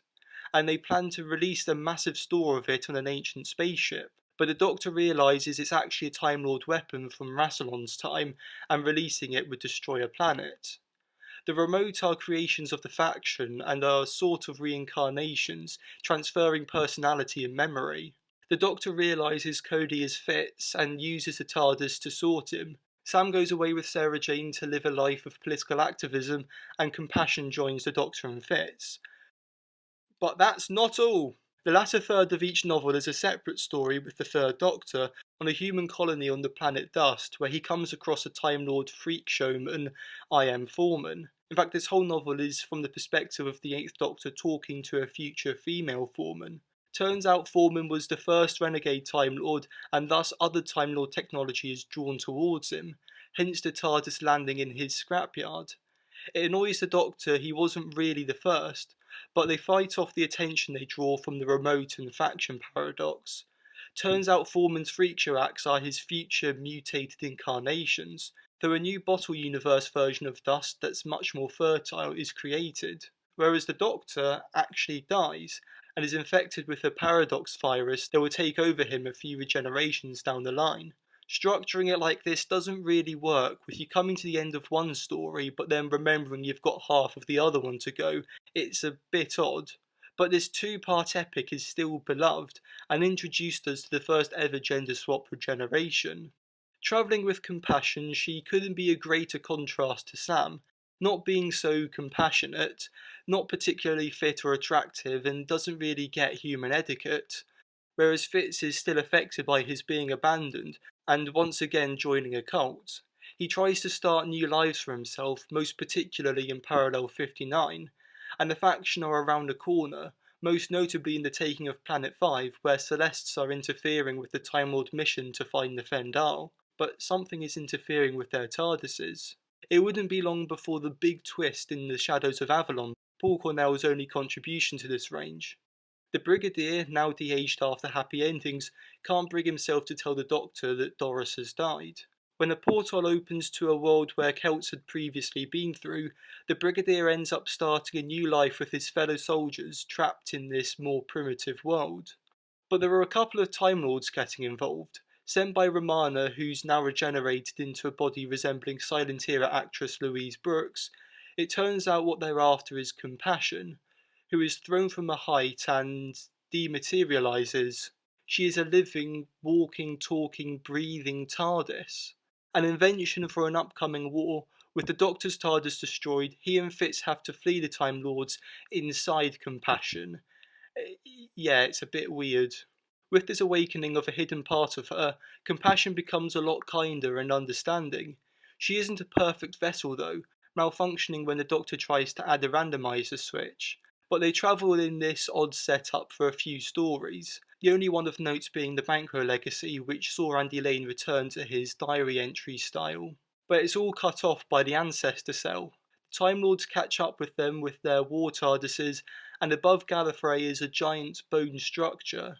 Romana is coming up to a ceremony to affirm her presidency when Greyjan appears, a former president who only ruled for a short while after winning by chance, but his rule covered the 11-Day Empire. He's an agent of the faction, and he supersedes Romana's rule. Time Lord history starts being altered and faction appear everywhere. On the bone structure, the Doctor discovers it's the remains of his TARDIS, and Grandfather Paradox, the leader of the cult, appears to him as himself. He is what became of the Doctor after being infected on dust. So the Doctor makes the ultimate sacrifice. He uses the TARDIS's defences to blow up itself and Gallifrey, ending the war by wiping out both sides. Compassion leaves him on Earth with an embryonic TARDIS and Fitz 150 years later. He wakes up on a Victorian train with only a note, "Meet me in St. Louis, 8th February 2001, Fitz." This was a bit of a mess, trying to tie everything up, and the characterisation of Romana was very off, being much more callous. This was the point where Steve Cole left as editor of the range and wanted to round up the story. But this novel with Peter Angelis was not how Lawrence Miles wanted it to end. As such, he'd only write once more for the range, going off to start his own series of Faction Paradox audio plays to tell it how he wanted. Whilst Miles had an issue with pacing, his stories being overly long, he could deliver his high-concept ideas in a satisfying and digestible way. However, he didn't get along with some other writers, getting into a physical fight with Paul Cornell, who said he'd broken the writer's code by openly criticising others' work. It was at this point that Justin Richards took over, who could always deliver a solid story. Many of his stories focusing on living art and how we connect with it, but for a clean slate for his era, he decided to give the Doctor amnesia. Permanently. And I said, and he's not going to get it back. And everybody went, oh yeah, well, for how many books? And I said, no, he's not going to get it back. As such, over the next 5 novels, the Doctor would be wandering Earth alone. Also, there's Wolfsbane, a 4th Doctor past adventure where Harry Sullivan comes across him. The highlight from this was definitely the Turing test, split into 3 parts written from the perspectives of Alan Turing, Graham Greene and Joseph Heller, with Turing having a slight romance with the Doctor. From their perspective, it's not clear what's really going on, not giving us the full picture. But they track an alien threat to Dresden. With it captured, the Doctor eventually kills it, bursting it into flames. But this isn't out of self-defense or fear of what it could do, just fear of it escaping. He doesn't know why he did it. Meanwhile, Dresden burns around them. It was a big gamble to do a story that's so unclear what's really happening, but the sheer quality of prose from Paul Leonard makes this considered to be one of, if not the best of the range. The weak entry was Endgame, surprisingly by Terrance Dicks, which was a sequel to his PDA, The Players, which I'll get onto later. But there was also Father Time. Told in 3 parts, it sees the Doctor and a woman whose husband's died adopt an alien girl, Miranda. We see him have an unconventional family life of sorts, and in the end, when Miranda's come of age, she's taken back to her home planet, where it turns out she's a princess. This is a beautiful story by Lance Parkin. The Doctor eventually meets with Fitz at the St. Louis bar on the 8th of February 2001 in Escape Velocity. They meet Dave, a science fiction enthusiast, and his fiancée, Angie Kapoor, a futures trader who's not so into the sci-fi. However, in the end, Dave is killed and Angie just wants to be taken home. But the TARDIS isn't quite working right yet, and thus she becomes the new involuntary companion. It's worth noting that she marked the first South Asian companion. In the following Earth world, kind of like Westworld but less historically accurate, there are passages that are emails she's written to Dave, telling him of her adventure, that are of course left unsent. This story also saw Fitz in a moment of vulnerability. After being made to play a gig, he plays perfectly despite having had no practice in ages. He remembers that he isn't the real Fitz, just a copy that the TARDIS made. The real him died in Geneva, and he's brought to tears. Angie doesn't get over Dave's death until Hope, where she betrays the Doctor and makes a deal to get a clone of Dave. Getting her clone, she realises it isn't him, but manages to say goodbye, leaving him behind. After Earthworld would be some strong entries, Eater of Wasps, but especially The Year of Intelligent Tigers. Orman's last contribution to the range, it's a fun and intelligent story that is also considered to be one of the range's best. But then came a run that in my opinion were very weak. While City of the Dead interestingly dealt with voodoo culture and race relations in New Orleans, these 4 stories just felt like they were trying to be weird and dark and became incoherent, most particularly The Slow Empire by Dave Stone. Stone wrote a number of novels over the years, but his trippy writing style just made these a pain to understand. You get the sense that he wrote these under the influence. While some loved his style, most saw his as the worst entries, and while this was his last, he commits the sin of having sections written in Comic Sans. Lawrence Miles would make his last contribution with The Adventuress of Henrietta Street. Told like a historian trying to make sense of events in 1782, where the Doctor and co stay with a group of prostitutes in a brothel as they prepare for a battle with an infestation of these ape creatures. The story manages to get us invested with these characters they're staying with, and is an engaging story. But what also stands out is its introduction of Sabbath. An agent working for an unknown boss, he turns up infrequently over the next dozen or so novels, often behind the scenes pulling the strings as he tries to disrupt the timeline. For what end we don't know, but the Doctor seems to hold respect for him, saying that for whatever reason he believes that what he's doing is good. In the end, Sabbath ends up taking one of the Doctor's hearts to use for himself, making the Doctor that bit more human. With the Sabbath arc, there would be a number of distinctly conceptual stories. Anachrophobia, where in the midst of a war, a method of time travel is invented which allows you to dive back in time, but people start becoming infected as these clock-faced men. Or the fairly dull Book of the Still, where there's a book that stranded time travellers can seek and write their name, location and time in, and a fellow time traveller will come and rescue them.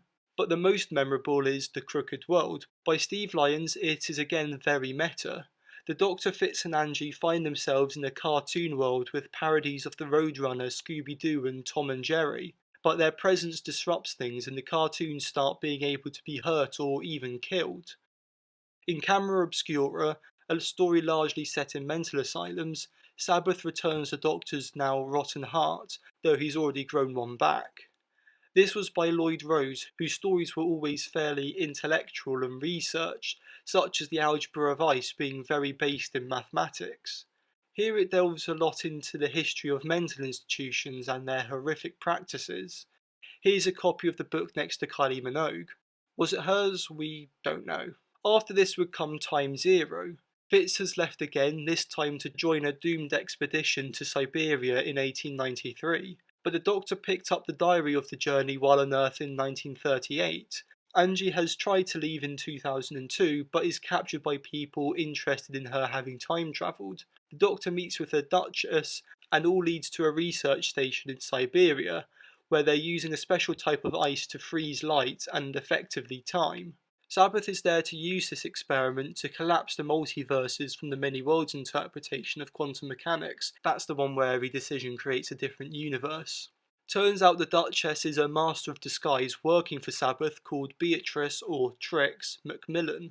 Fitz, it turns out, had been frozen in the ice for 110 years, and they stopped Sabbath's plan. Trix asks if she can join a doctor, but he turns her down. He returns to 1938 to put the diary in the antique shop where he'll find it, but notices the currency's wrong. They're in the wrong universe. Sabbath succeeded after all.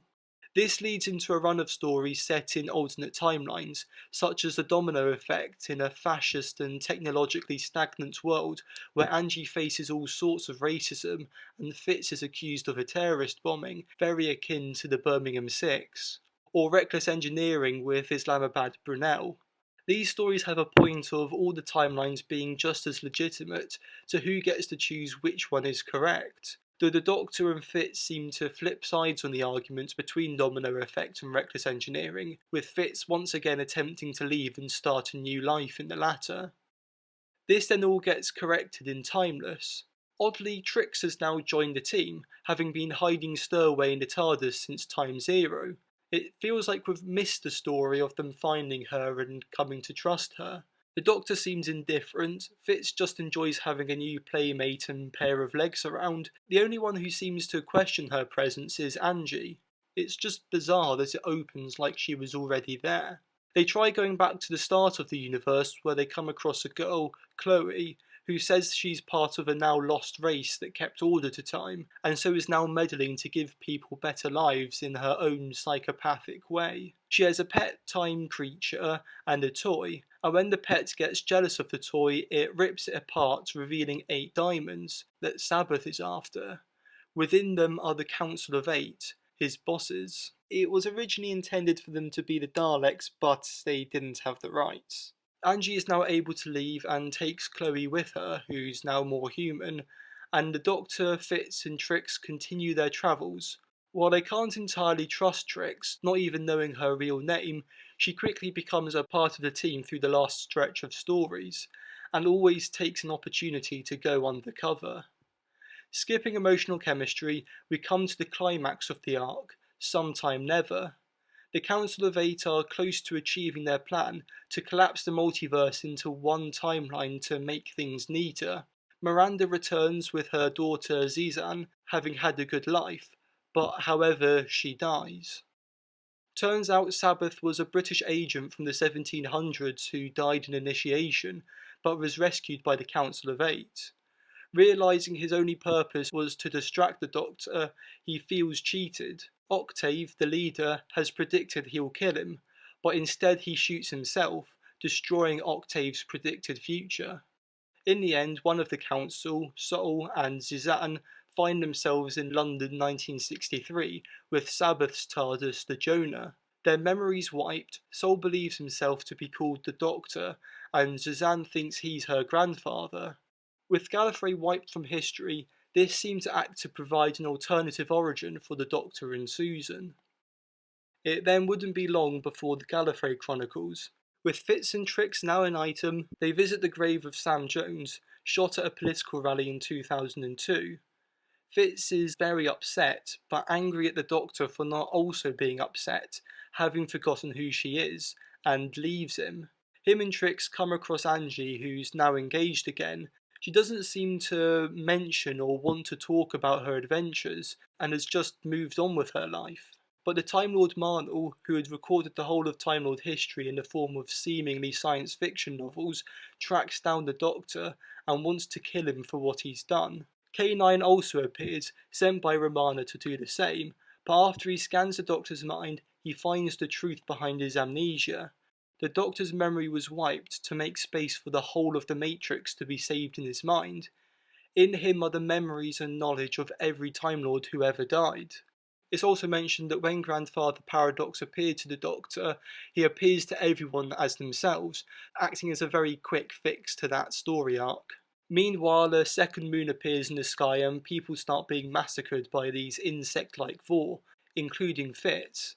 But in the end it turns out the Vor only appeared to kill people, and Fitz survived. The trio now go off on their adventure to hunt down the Vor wherever they attack, the Doctor with all of Gallifrey in his mind, knowing that one day his luck will run out and a new man will have to continue the adventure. And it is on this point that the 8th Doctor adventures end. Never really giving a conclusion to how or when the Time Lords are saved from his mind, the whole arc just ends unresolved. In the 21st century, with the 8th Doctor's era being superseded by another medium, the sales for the novels started to decline. From the circulation of around 20,000 copies in the Virgin era, they were now down to selling around 4,000, just enough to stay in publication, with the many unsold copies being sent for free to Eastern European schools, to be used in the furnaces. So if we weren't building their literary skills, at least we were keeping them alive. So Doctor Who again comes to the rescue of poor children in distress. After consistently publishing 10 to 12 novels a year, in 2003 it fell to 6, 5 in 2004, in 2005 there was only 2. The range came to an end with the Gallifrey Chronicles. The EDAs had their ups and downs, but with other mediums I'll talk about later, they're not seen as the continuation of the show like the VNAs were, and they started to become overly complicated, bogged down in their high concept arcs. You've probably been able to tell from the novels I've had to go into more detail on just how complicated and head-scratching some of them were. I think it's probably fair to say that at times there was too much going on. This sort of very technical faction paradox, grandfather paradoxes and things like that just didn't really appeal to me. I found the idea of faction paradox actually quite amazingly clever. I found the arc that came out of it initially very, very interesting. I found that the arc that came out of that arc okay. I found the arc that came out of that arc, increasingly baffling. The Doctor encounters faction paradox, and then what happens then? I'm not sure. As such, the EDAs aren't fondly remembered as being a key era. It's now a forgotten footnote in the show's history, nothing more than a source of points of trivia. Things like the faction paradox or Iris Wildthyme that many fans will know of but not really want to go near. Which is a shame for the amount of effort and imagination that went into these 73 novels. They deserve more recognition than they get. Alongside the EDAs were the past Doctor adventures. These monthly novels very much felt like they just had to exist, continuing on from the Virgin Missing Adventures. The first in the range was The Devil Goblins of Neptune, which interestingly saw the Doctor being kidnapped by the Russian unit, but it's not a very remarkable story and offered another Liz Shaw departure.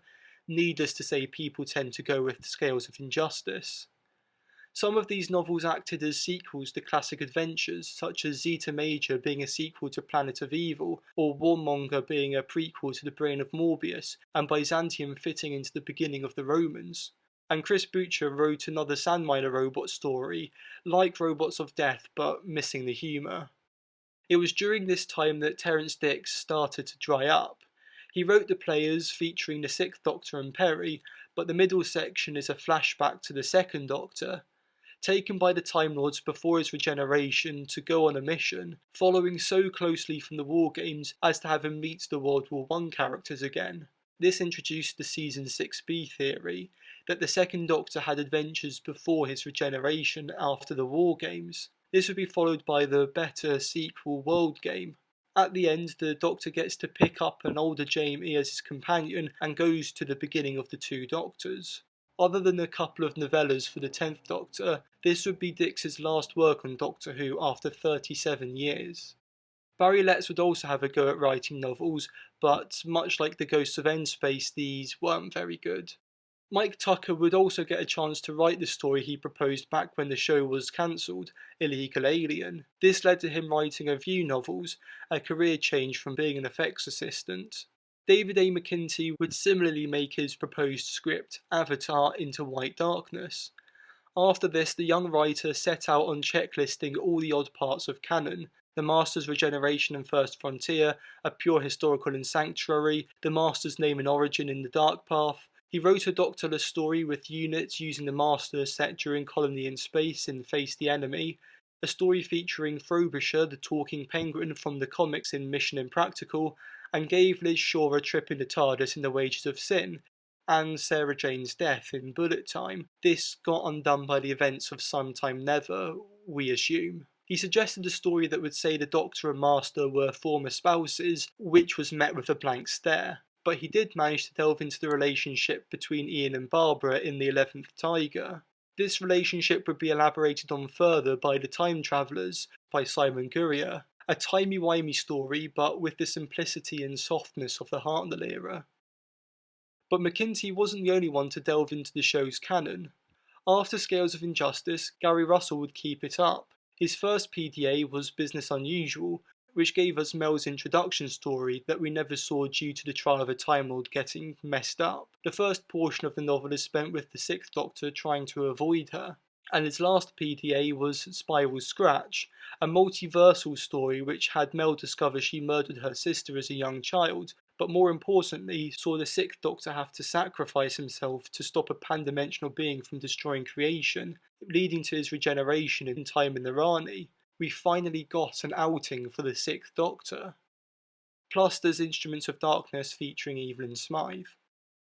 But his biggest addition to canon, bigger than a retrospective regeneration story, was Divided Loyalties. A Toymaker story without any games may seem a bit weird, but the novel is in 4 sections, and the second section takes us back to the Doctor's Academy days. He was a part of a group of 10 Time Lords called the Decker, who dreamt of exploration. They break into the archives and read about the Guardians, how there's the White and Black Guardians, but then a number of smaller Guardians, including the Great Intelligence. The Doctor, Rallon and Millennia travel in the TARDIS where they encounter the Toymaker. Millennia falls to one of his games, while Rallon ends up merging with him, giving him corporeal form. The Toymaker wants the Fifth Doctor to separate them, which makes Nyssa question why he doesn't separate Treemass and the Master, the only time she ever breaks and shows emotion on what happened to her father. Other Time Lords in the Decker include Koshi or the Master, Mortimus or the Monk, Magnus or the War Chief, Ushus or the Rani, and Drax. Nyssa's dealing with the death of her people would also be explored by David Bishop in Empire of Death, with the Doctor remarking to her that he believes her unresponsiveness to her tragedies is the result of PTSD. These 2 stories are the only times we see Nyssa's emotions exposed. And on the final note of canon, Heritage sees the 7th Doctor and Ace on a poor desert planet where the locals are acting suspicious. Turns out they arson murdered someone, in which Mel also died. Dale Smith's decision to kill Mel off effectively off screen, or what do you call it with novels, certainly says a lot. There are some oddities, whether it's the Doctor meeting Hitler and also Hitler's son in Shadow in the Glass, a post-terminus Nyssa meeting the 4th Doctor in Asylum, or 10 Little Aliens having a section of the novel take a choose-your-own-adventure format. There's Cornell's adaptation of Scream of the Shulker at the 40th anniversary, but the most distinct and remembered PDA was the 35th anniversary publication, The Infinity Doctors. It featured an unidentified Doctor, who you could imagine as being any of the Doctors, or a Doctor from the future who's settled down on Gallifrey, or, as is kind of the only option that fits, a Doctor from before Hartnell. The first half sees him trying to broker peace between the Sontarans and Routons, while the latter half has him discovering Omega in his antimatter dimension. The Infinity Doctors has an odd but intriguing place in canon. The story that's often cited as being the best of the PDAs is Festival of Death, the first novel by Jonathan Morris. It's set in several time frames, a ship that ended up stuck in a portal and the tourist attraction it is centuries later. What's interesting is at the start of the story, the Doctor sees his future death. Morris would go on to write 2 EDAs, Anacrophobia and The Tomorrow Windows, again very timey-wimey stories, but all 3 filled with lots of fun, the latter at one point giving us a glimpse of the 9th Doctor.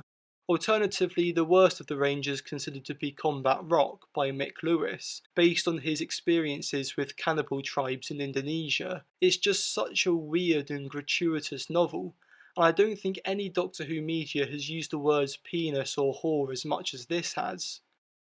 Some of the other favourites include Face the Enemy, Fear the Dark, the historical The Witch Hunters, Vardigris with Iris Wildthyme, and The Time Travellers, while I also personally enjoyed the Everything Goes Wrong Situation, Catastrophia, Salvation, and Amorality Tale.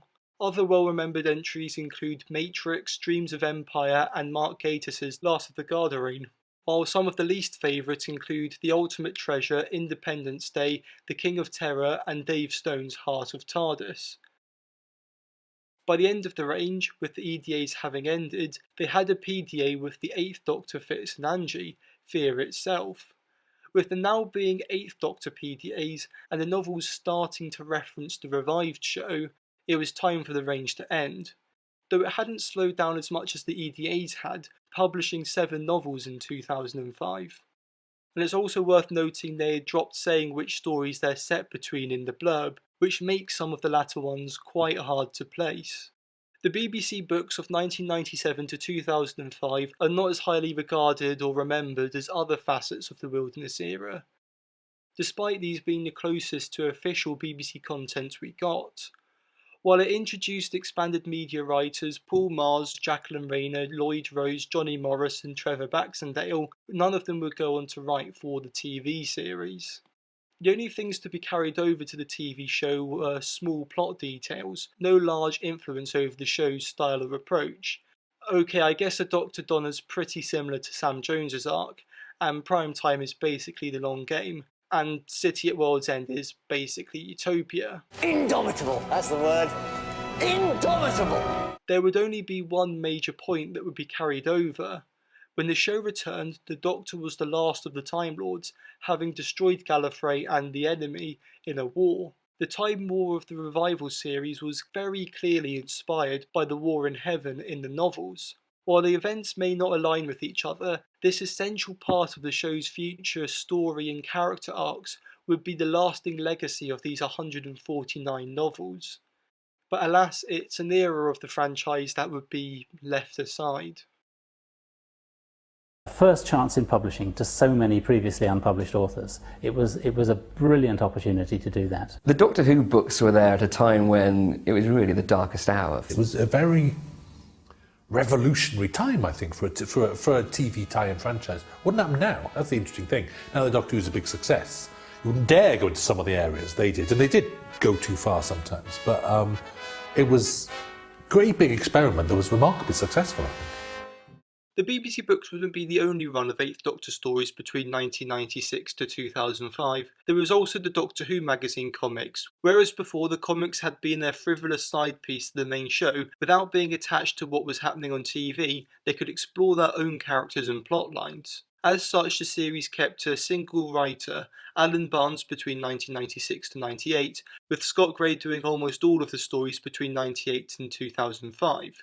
This made only a few of the stories standalones, not part of a larger arc, and the artist was usually Martin Gregory, with some contributions by Adrian Salmon in the earlier years and Roger Langridge and John Ross in the latter. This gave a visual consistency to the range. These interconnected storylines could be seen straight away, with the Keep seeing the creation of a star, which then appears in Fire and Brimstone as part of a Dalek plot. Also, the Threshold turn up, the beings responsible for Ace's death. The first comic story was Endgame, with the Doctor landing in Stockbridge, which has been taken by the Toymaker. Here he meets Izzy, an orphan who doesn't care much for her adoptive parents, who we get hints at liking girls, and is well into TV and sci-fi, so jumps at the opportunity to travel with the Doctor. In Tooth and Claw they're joined by Faye Truscott-Sade, a butch agent of the Crown in the 1930s, who at the end aids getting the injured Doctor into the TARDIS and joins them. The final chapter sees the Time Lord Lucifer try to disrupt Rassilon's founding of Gallifrey. They're joined by a creation of Rassilon from earlier comics, Shade, and at the end the Doctor has to sacrifice himself, finally becoming the Nick Briggs Doctor. This new Doctor surprisingly doesn't feature much in his first story, Wormwood. That's because it turns out it was actually Shade disguised as the Doctor, who ends up getting destroyed. So Faye merges with it to become Fade, and goes off to complete her own missions.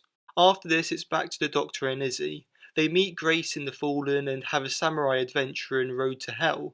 In it, the Doctor saves a samurai warrior, Sato Katsura, with nanobots, making him effectively immortal, but this robs him of the honour of committing seppuku. In Company of Thieves, they're joined by Croton, who'd been introduced in the solo adventure Unnatural Born Killers, a good Cyberman who still has his human emotions but can't remember his past life. He would only travel with them for one further adventure, but that would be the 10-part epic, The Glorious Dead. A death cult starts massacring an entire world, turning themselves into these demons. The Master, who had been hinted at the end of The Fallen, is behind it. But not just him. Sato Katsura is leading the cult, longing for death. At one point, the Doctor seems to wake up from this nightmare in bed with Grace. This is where it turns very Everything Everywhere All at Once, the Doctor seeing himself in various comic genres. The Master wants control of the omniversal spectrum, the gateway to reality. It will open to the winner of a prophesized battle and make its champion a god. But the battle isn't the one between the Doctor and Master, it's between Croton and Sato. Croton wins and is gifted with the memory of his family, and walks through the gateway. It's at this point you know these comics are going to become something special. A couple of strips later we get to Devious, which after 22 years was the first comic to have colour! In it we meet Destry, an amphibious alien who's also obsessed with Earth culture, but when the Doctor's away she tricks Izzy into swapping bodies with her. She's escaped from her world and needs the disguise. However, for killing aliens on the ship, Izzy watches as Destry is evaporated in her body. She's trapped in this body forever. She's a freak. The following one-part comic story shows her horror and depression at being stuck like this, having to immerse herself in water to survive, the Doctor not knowing how to help. It takes an adventure with Frida Kahlo to accept being different and where life takes you. Despite the last picture of herself being erased, Frida paints her so she doesn't have to forget who she truly is. After this is an underwater adventure with Daleks, Izzy now being at her element in this body. But at the end she's taken by these mysterious beings believing she's Destry. This sets the Doctor on a warpath to find her. He calls on help from Fade, and going backwards they find Destry, who actually survived and is living in Izzy's now very fit body. The Doctor takes her back to her own world, Oblivion. Turns out Destry is actually a princess, keeping power by being made to fight in cage matches, being beaten and forced to kill from a young age, the only family member she likes being the eccentric Jodhvara. Once it becomes clear to the beings that her mother controls that they're in the wrong bodies, they're swapped back. In this moment they see each other's lives, the prisons they both felt their lives were, that drew them to their obsession with escapist entertainment. Destry is then bestowed with godlike power, but rids herself of it. At the end, Izzy decides it's time to leave, having come to terms with who she is. Realising she was too mean to her adoptive parents. She kisses Fade, making the first open same-sex companion relationship in Doctor Who canon, and is returned home to Stockbridge in the moment she left, and she gives her mum a big hug. After an immense 6-year run as a companion, exploring a character arc and discovery of identity that the main show would never have the guts to attempt, Izzy Sinclair was a groundbreaking companion. When researching this video, I read these comics in only 3 days, yet this was one of the most emotional companion departures I've ever experienced. After this, it would be a series of stories with the Doctor dealing with being alone, except the Nightmare Game, which was written by Gareth Roberts, so it doesn't fit into the wider arc. This goes so far as for the Land of Happy Endings to be in the style of the old TV action comics with John and Gillian, but turns out to be a dream of the Doctor, imagining a simpler, happier world where he isn't alone. We would soon be joined by Destry again in Bad Blood. Seeing Jodhvara planning to kill children, this makes her think of her own abused childhood and she has an epiphany, stopping him. He turns on her and beats her, so the Doctor takes her in. While in hospital in Sins of the Father, while other shenanigans are going on, Destry gets hold of a hologram that can disguise her as human, and the Doctor learns that he should forgive, so offers to take her with him. though going into 2005 their travels would only last one more story. But it would be a great one, arguably the most iconic DWM comic, The Flood. Finally arriving on Earth, the first thing Destry does is accidentally racially abuse an Asian man, but he overreacts, trying to kill her. Everyone in Camden seems unstable. Turns out the Cybermen are plotting to take over, but not an invasion. They have artificial rain that will make people's emotions go so rampant that they have them begging for conversion. The Doctor throws himself into the space-time vortex powering their ship and wipes out the Cybermen. With this power he's a god, but Destry teaches him to decline it like she did. He snaps out of it to save her. We see some past comic characters thinking of the Doctor as he and Destry go to explore what's over a hill, going off into the sunset, and this is how the run of 8th Doctor comics would end. Much like the 8th Doctor novels, the comics didn't really have that much effect on the future TV show, other than some plot details. This is despite being far ahead in terms of exploring character and extravagant sci-fi ideas that might be difficult to achieve on screen. But what these comics did show was yet another medium where Doctor Who could not only survive, but thrive. The VHS range in the post-movie wilderness fell into the trap of having released all of the better stories first, and with people being able to record the regular repeats on the Gold Channel, these releases were pretty much just for the completionist fans. After the discovery of the Crusade in 1999, this is what the linking scenes for the missing episodes looked like. Fantastic. Well, it was a fantastic adventure. Filmed in Ian Levine's house, this is a notable downgrade from the video productions of the early 90s. Around the turn of the millennium, the standard cover art seemed to be these coloured whirlpool effects. With Photoshop being employed rather than photocomposite drawings, this effect was to cover up the still lacking Photoshop technology. When they didn't use it, it looked like, well, this. The covers designed by Black Sheep was also used on the past Doctor adventure novels, making a nice uniformity between the mediums. However, the 8th Doctor novels used these sorts of moody album cover style covers, rarely featuring the 8th Doctor's face. By around 2000, the PDAs also adopted this approach, only featuring the respective Doctors around half the time. By the end of the VHS range, they had managed to make fairly decent looking photoshops without the whirlpool. But how were the licensed videos doing? After having done The Stranger between 1991 and 94, and P.R.O.B.E between 94 and 96, it was now to their third series. This time they had managed to gain the rights to Unit and Autons, and thus came the Auton trilogy. Written and directed by Nick Briggs, the first Auton film in 1997, which still starred Reece Shearsmith, is set in a research lab, but one of the items, a Nestine, becomes active.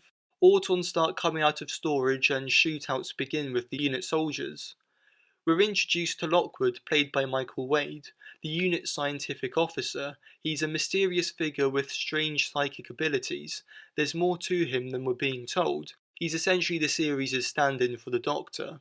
This first instalment is fairly cheap, being set entirely within a lockdown warehouse, but it's a good bit of action with a simple story. The second Auton video in 1998, Auton 2 Sentinel, is set on an island where a Nestine has been stolen from a unit convoy.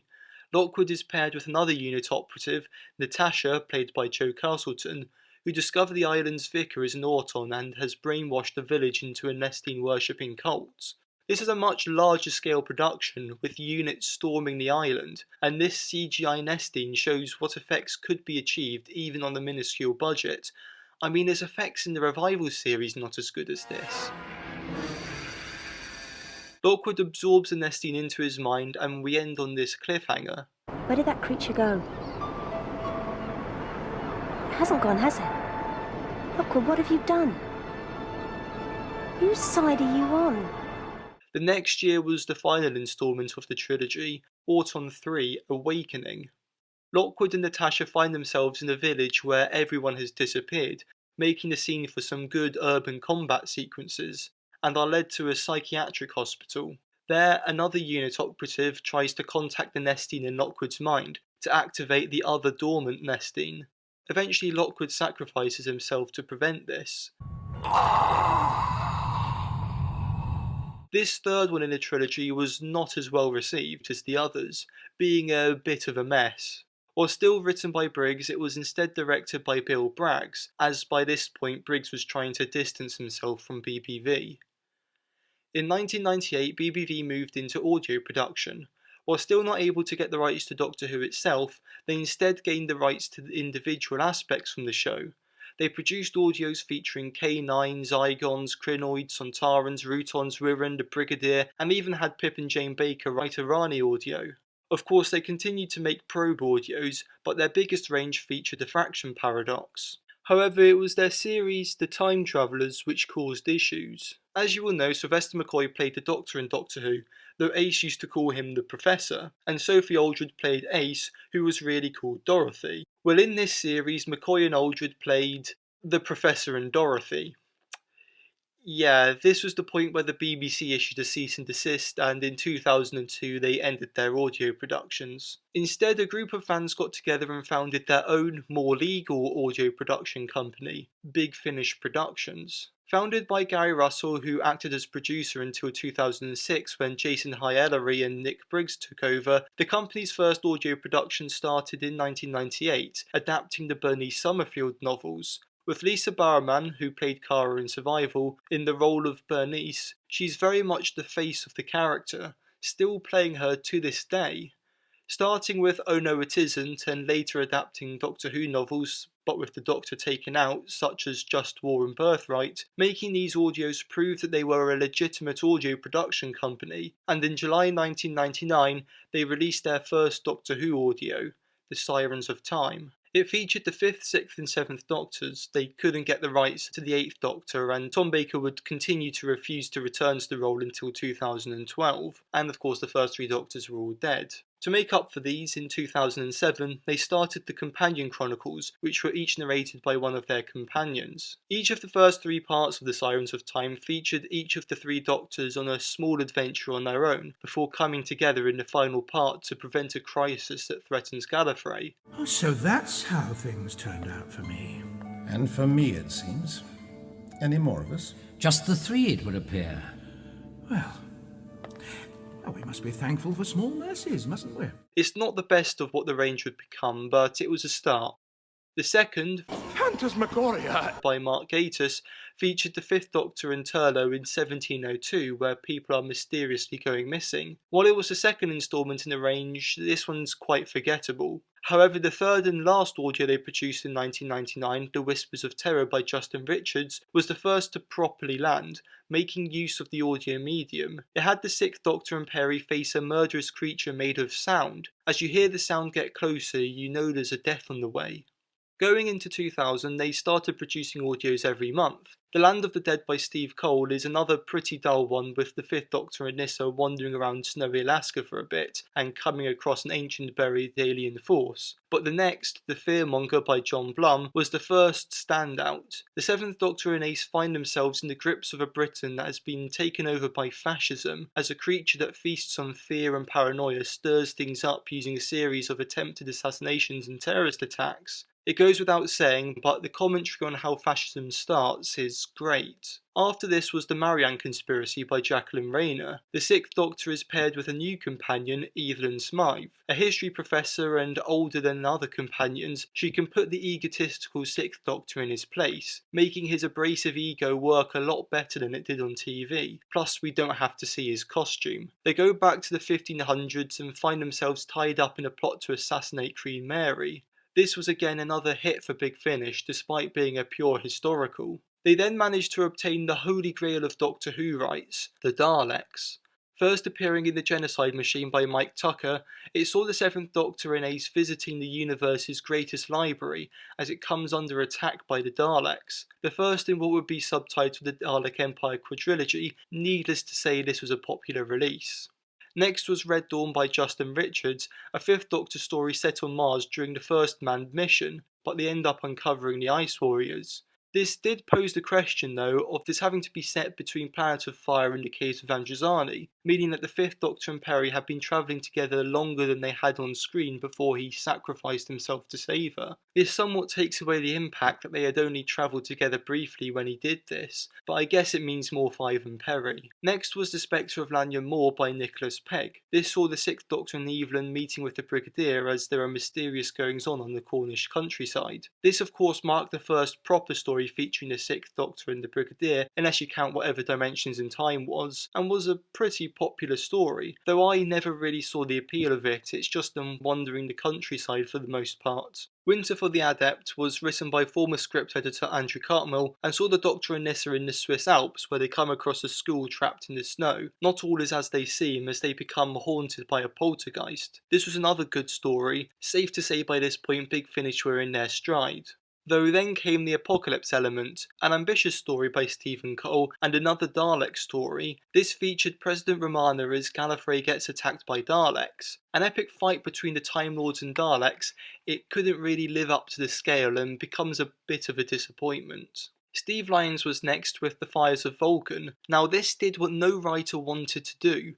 Saw the return of Melanine Bush. The infamous companion from the show, this did the unthinkable, made use of her character and contribute to the story. She shows her smarts and uses her resourcefulness. This story is set in the Pompeii eruption and was probably the strongest story Big Finish had produced by this point. Then was Paul Cornell's Shadows of the Scourge, an oddity in the Big Finish monthly range as it featured Ace and Bernice. This is set during the Virgin New Adventures, the only audio story to do so. It is set at a cross-stitch convention which gets overridden by these giant praying mantises, and yeah, it just kind of exists. Then is The Holy Terror, another oddity in that this and its bonus audio The Maltese Penguin are the only Big Finish audios to feature Frobisher, the shape-shifting penguin companion from the Sixth Doctor comics. Set in a monastery, this is considered to be one of the very best that Big Finish ever produced, as most of the story revolves around the slaughtering of heretics as a new regime comes in. Its gut-wrenching plot twist that, spoilers, the entire story has been a creation in the mind of Eugene to torture himself for murders he committed in reality. In the end, Eugene kills himself, and the Doctor and Frobisher walk away from all the carnage they have witnessed. It's possible that Frobisher has never returned an audio because he's a very visual character, but still 25 years on people hope that he'll return, as he did work great in this story. The final audio of 2000, and the final that I will cover for this portion of the video, was the Mutant Phase.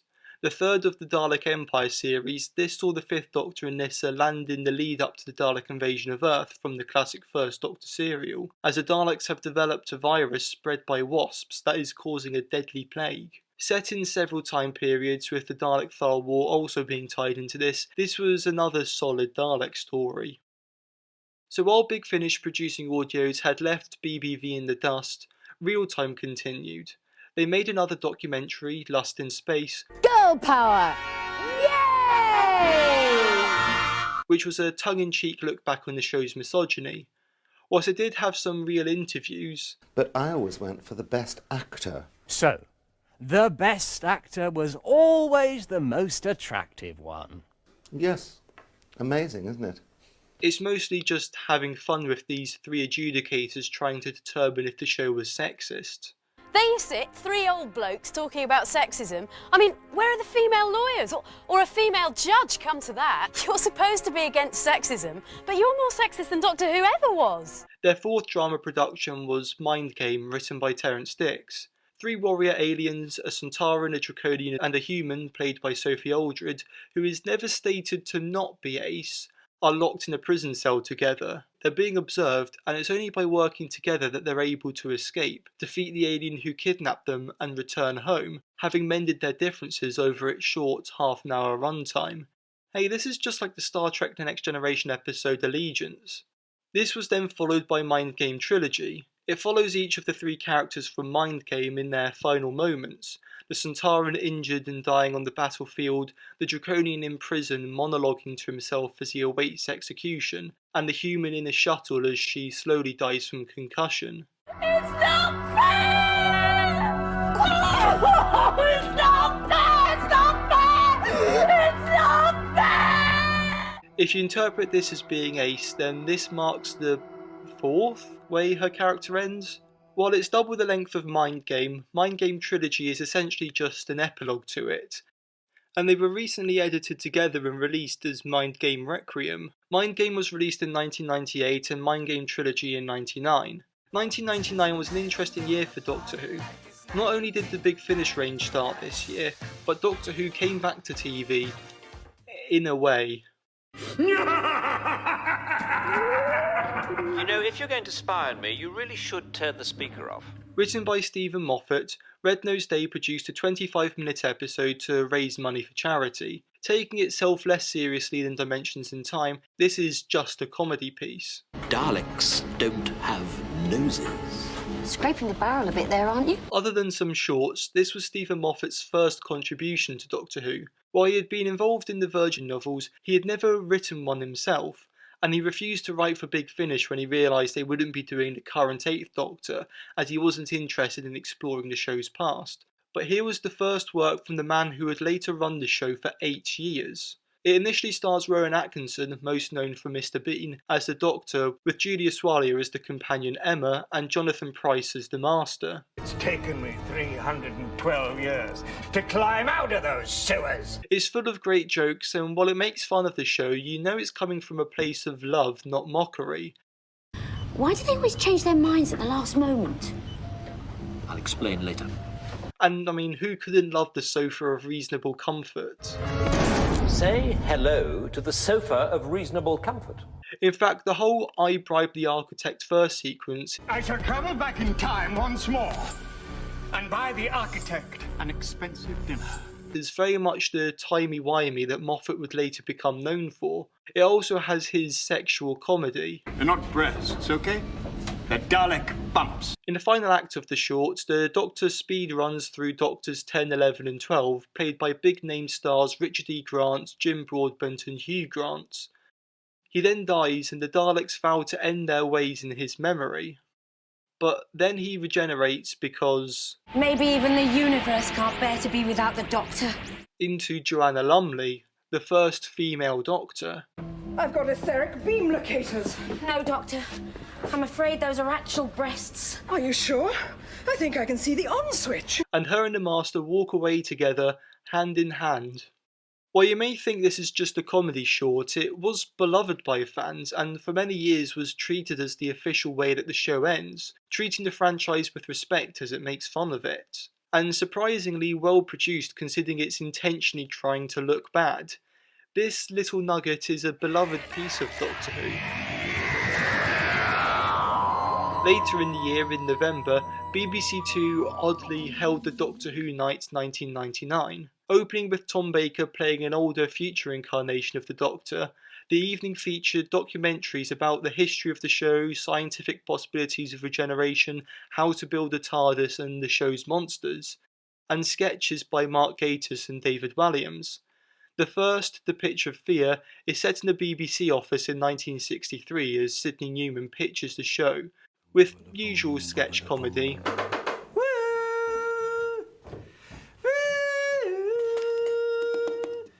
It came under controversy for one line. The most charismatic, talented actors to play the Doctor. For the whole 26 years? Yeah, towards the end, just anyhow, an equity card. As you could imagine, Peter Davison, Colin Baker and Sylvester McCoy did not like this much, and are said to have refused to work with Gatiss since. The second, less controversial sketch was The Web of Caves, which featured Gatiss as a doctor and Williams as a pathetic alien who wants to be a villain. Wait a minute. Doctor. The final sketch, The Kidnappers, was of the two playing a pair of mega fans who kidnap Peter Davison. Oh my god, it's really him! And it ends with things getting weird. Do you think it would be alright to kiss Peter? This all led into a re-showing of the last 2 episodes of The Daleks and the movie, released uncensored in the UK for the first time. But what was the purpose of this night? Well, after it, BBC Two started showing old episodes, starting with Spearhead from Space on Tuesdays. The plan was to run all the way through the show up to Survival, but it was such a ratings flop that they abandoned the plan by the end of the Silurians and broadcast Genesis of the Daleks to fill the schedule until they could replace it by the end of February 2000. A 4-month run. This was a gut punch that said that audiences weren't interested in Doctor Who.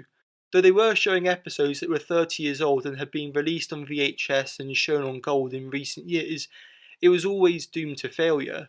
The night itself was successful, however, and had given us some fun little oddities. However, that wasn't all to come from November 1999. A new form of home media was emerging to replace VHS, DVD. To test this new medium, the BBC released DVDs of Blackadder, Noddy, The Planets, Persuasion, Monty Python, but most importantly, The Five Doctors. With no special features or even menu, just basically a VHS on disc, this marked the first Doctor Who DVD. It would be followed a year later by The Robots of Death, this time having a menu.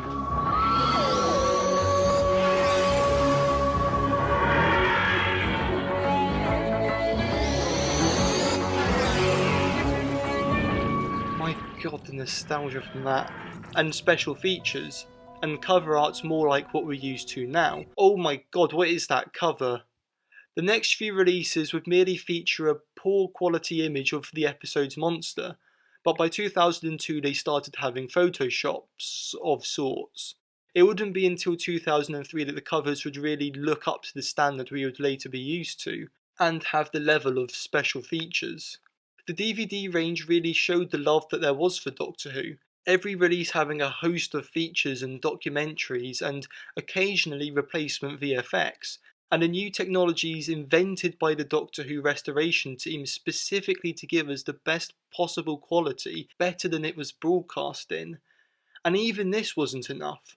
All of the releases before 2003 were later reissued with even more features, and now we even have the HD Blu-ray box sets with even more. The fact that there are people willing to do this, and that it's profitable, goes to show that there is and always will be an underlying love for the show. It is a beloved cult franchise. But where we are now, 5 years after the movie, there seemed to be little interest in Doctor Who from mass audiences. How would it survive in the 21st century?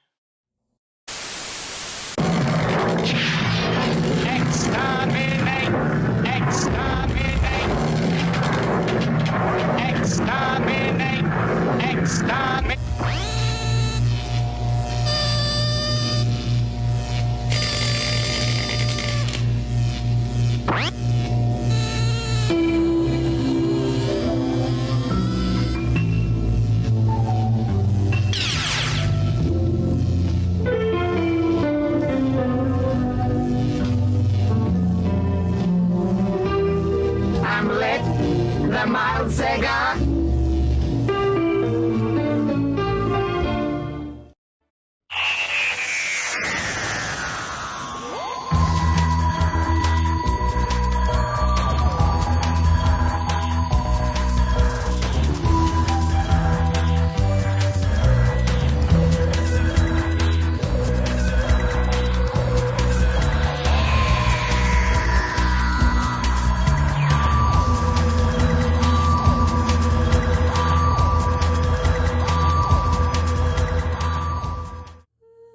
Going into the 21st century, Doctor Who seemed to be a thing of the past. While it was being kept alive for fans through the medium of novels and audio plays, and with the constant stream of VHS and DVD releases, the rights tangling with Universal had left the BBC still unable to revive the show that had now been off air for over a decade. Their latest attempt at a replacement Doctor Who was Jonathan Creek. Starring Alan Davis, it followed an eccentric genius who uses his smarts as a magician to solve seemingly impossible crime mysteries. He lives in an outdated wooden structure, that being a windmill, and is joined by a series of young female companions, the first played by Caroline Quinton and later Julia Swallier, Sheridan Smith and Sarah Alexander. And if you still had any doubts this was meant to be a Doctor Who without the sci-fi, it was created by Verity Lambert. It ran between 1997 and 2004 and had several revivals between 2009 and 2016. While BBV were in their audio production era, their videos went very downhill. In 2000 they produced Cyberon. Cyberon is a copyright-safe Cyberman without the handles, and can turn itself into this liquid. As you can probably tell by looking at it, this was a very poor production that fortunately, like The Stranger, falls outside Doctor Who canon. In 2001 they produced Do You Have a License to Save This Planet? At half an hour long, this manages to feel painfully long, and has an air of something fans in cosplay have made at home, seemingly being filmed in Bill Bragg's or someone else's house. Its only legitimacy comes in starring McCoy as the chiropodist, which is a foot doctor, but it's just some random running about in costumes.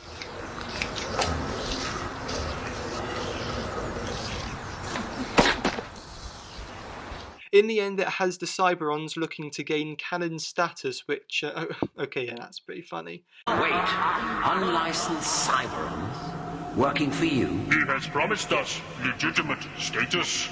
There will be merchandising. But failing in their plan. The final BBV production of the Wilderness Years was Zygon, when being you just isn't enough.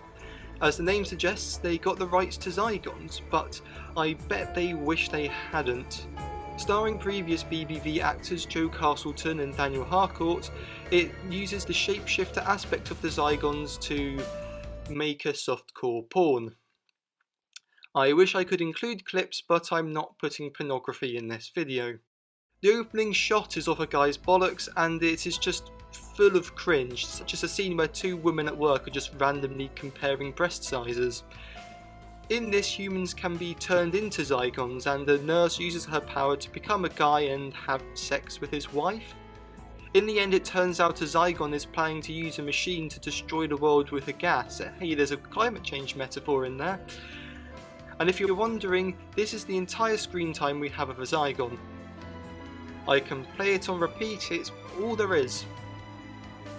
Once made, they realised it was such an embarrassingly bad production that despite being filmed in 2003, it wasn't released until 2008.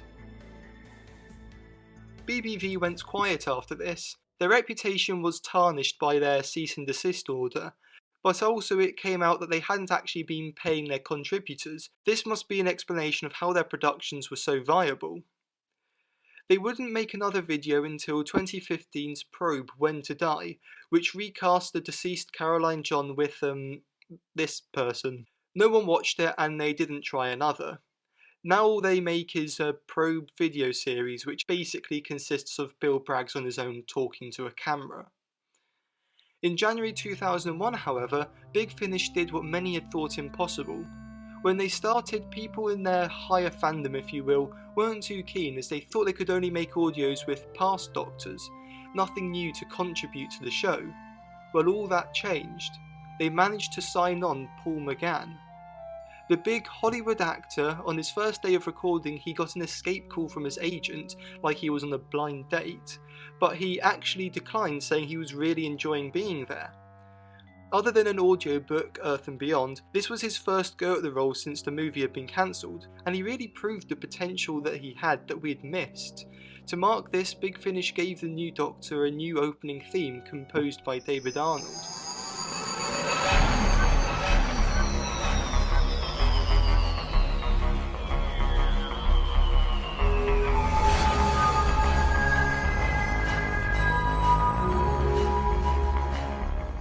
Their first audio was Storm Warning. Set on the doomed airship R-101, it's a pretty simple but effective story of an airship getting caught up in a time storm and the Doctor having to ensure the disaster happens at a fixed point in time. However, he saves Charlie Pollard, an upper-class girl who stowed away on the ship looking for adventure. Well, I do declare, you might just be the oddest man I've ever met. You know, that's just what the Empress Alexandra said soon after. Now there was a lady who liked to play games. Still, I'm the Doctor, by the way. Oh, I'm Charlotte. Charlotte Pollard. Charlie to my friends. It's Charlie, then. She should be dead and threatens the web of time by her still being alive. Played by India Fisher, most well known as being the narrator of MasterChef, she was the second companion introduced by Big Finish. Eventually they would have one new companion per Doctor, with the fifth Doctor and Perry travelling by Erenem, an Egyptian pharaoh who escaped execution in the Eye of the Scorpion, played by white actress Caroline Morris, who wasn't very popular and hasn't appeared since 2008. As for the 7th Doctor and Ace, they pick up a Scouse Philip Hector Schofield, or Hex, a nurse who in a previous audio we'd met his mother, a vampire who had died, and left her son for adoption. He doesn't know that he's half vampire. His first appearance was in The Harvest, the first of a loose Cyberman trilogy with The Reaping and The Gathering. The Gathering would feature Tegan, played by Janet Fielding, who wasn't keen on returning to acting. This audio featured an older Tegan who hasn't had a good life since leaving the Doctor and is now dying of a brain tumour. Ironically, Fielding did then become a Big Finish regular after, even if it took until 2006 to get her on board. The second 8th Doctor audio was Sword of Orion, a pretty standard future Cyberman story by Nick Briggs. Next was The Stones of Venice, which saw the Doctor and Charlie in the 23rd century Venice as it's about to sink. However, they find themselves involved in ancient cults and curses. The final instalment of this essentially first season of 8th Doctor audios was Minuet in Hell by Alan W. Lear and Gary Russell, which had the 8th Doctor meet the Brigadier, where they discover a satanic and masochistic cult. This audio was widely unpopular on release, with complaints of the masochistic scenes being too graphic.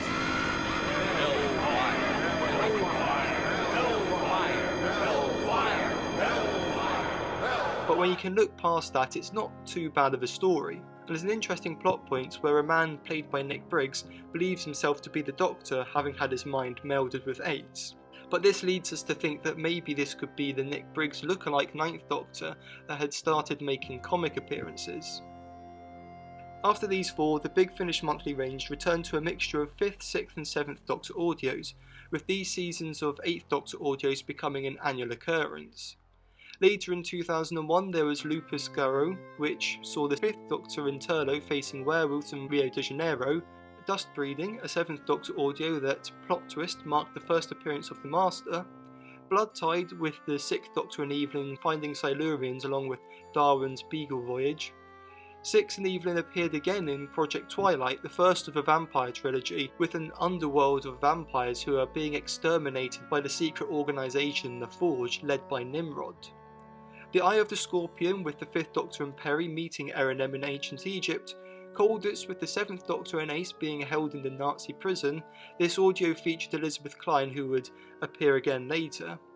Primeval saw the Doctor have to take Nyssa back to Traken in her history to find a cure for her, and the One Doctor saw the 6th Doctor come across a conman pretending to be him. The second season of 8th Doctor audios started with Invaders from Mars by Mark Gatiss. This saw an alien invasion taking place during the Orson Welles' War of the Worlds broadcast, and to be honest it's a bit dull, with the American accents making it hard to follow on audio. Then was The Chimes of Midnight by Robert Sherman. Widely regarded as one of the best ever Big Finish audios, the 8th Doctor and Charlie find themselves in an Edwardian house where every hour on the chime of the clock someone is killed, except things keep being reset, including the dead coming back to life. The grandfather clock. It's the ticking of that clock. That's impossible.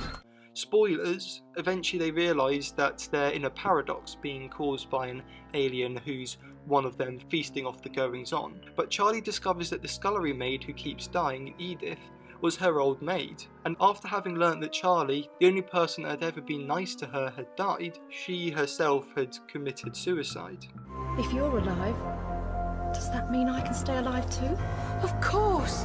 Please, Edith, choose to live as well.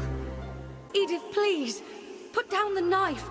Doctor, stop her! Will you remember me, Charlie? Of course I'll remember you. You'll think of me on your alien worlds. You'll think of Edith. I promise. Then I'll still make a difference, won't I? No! I will not kill myself. However bad it might be, however lonely I might get, I choose to live. No! This audio is one of the sheer essentials of Big Finish, and if you're going to listen to any, this must be one of them. Then was Seasons of Fear, a time-split story that I quite enjoyed with a plot twist appearance of the Naimon. And then Embrace the Darkness, an eerie story where the crew of a space mission are being enveloped by darkness as they're under attack by a mysterious force. The 8th Doctor then finally faced the Daleks in The Time of the Daleks, set in the near future with the crumbling economy, there's not really a great political message, and also some stuff to do with Shakespeare. This is a weak entry for the Dalek appearances. Then was Netherland. When the Time Lords execute someone, they are erased from time, which of course means that no one even knows that there's been an execution. So as far as President Romana knows, no such punishment has ever been given, except they all end up in this parallel universe called Netherland, and there are thousands of Time Lord spirits there. Romana, the Doctor and Charlie find themselves there and come across parts of long forgotten Time Lord history. It has been a time beyond measure.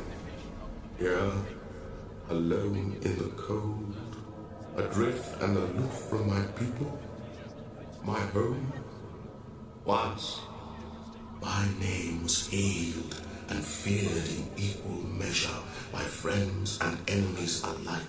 Including the mysterious origins of the nursery rhyme Zagreus. Zagreus sits inside your head. Zagreus lives among the dead. Zagreus sees you in your bed and eats you when you're sleeping.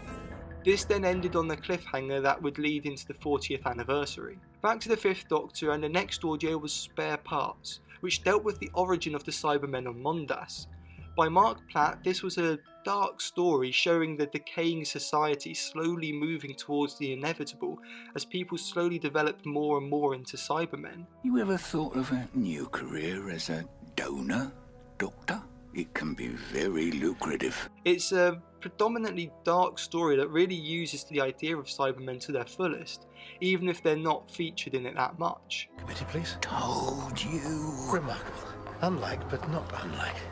And with a processed armoured horse, too. Identify yourself. Civilian movement is forbidden during hours of curfew. With an imposed police state and the reveal that Cybermats are in fact converted babies. This is another essential audio to listen to, and attempts to recreate it without decanonising it have paled in comparison. Later in 2002 were Ish, The Rapture, The Sandmen, The Church and the Crown, and the Eurovision-inspired Bang Bang Boom. Going into 2003 there was Jubilee, another Robert Sherman entry that dealt with there being a single Dalek survivor from a past invasion that's treated as a museum piece.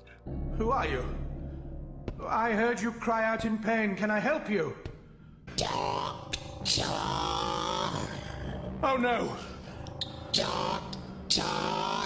Which gets into philosophical discussions with the Doctor, as the British Empire has descended into full fascism.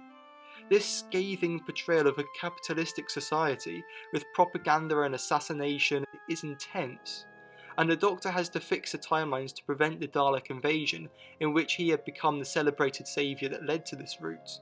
Have you come to kill me? No! Of course I haven't. Have you come to inflict pain? No! You would do better to keep me ignorant of your intentions. That is what I should do were you my prisoner. Well, I'm not, am I? I'm not. We defeated you, didn't we? Didn't we? Yes. This fan favourite was then followed by a not-so-fan favourite. Necromantia is an infamous audio featuring R&M getting sexually assaulted. Peter Davison himself was so disgusted by this story that he demanded that if Austin Atkinson ever wrote for Big Finish again, he would refuse to work for them. As such he hasn't, and the only contribution he's done to Doctor Who since has been directing the animation of The Reign of Terror. Yeah. Needless to say, Necromantia is widely regarded as the worst of the Big Finish audios. Skipping over the Dark Flame, we come to Doctor Who and the Pirates. The Doctor and Even visit one of her students, Sally, and start telling her a fun story of them meeting pirates. It's just a regular fun pirate story of infighting and looking for treasure and hiding in a barrel, and one of the cliffhangers is literally just the Doctor is about to start singing.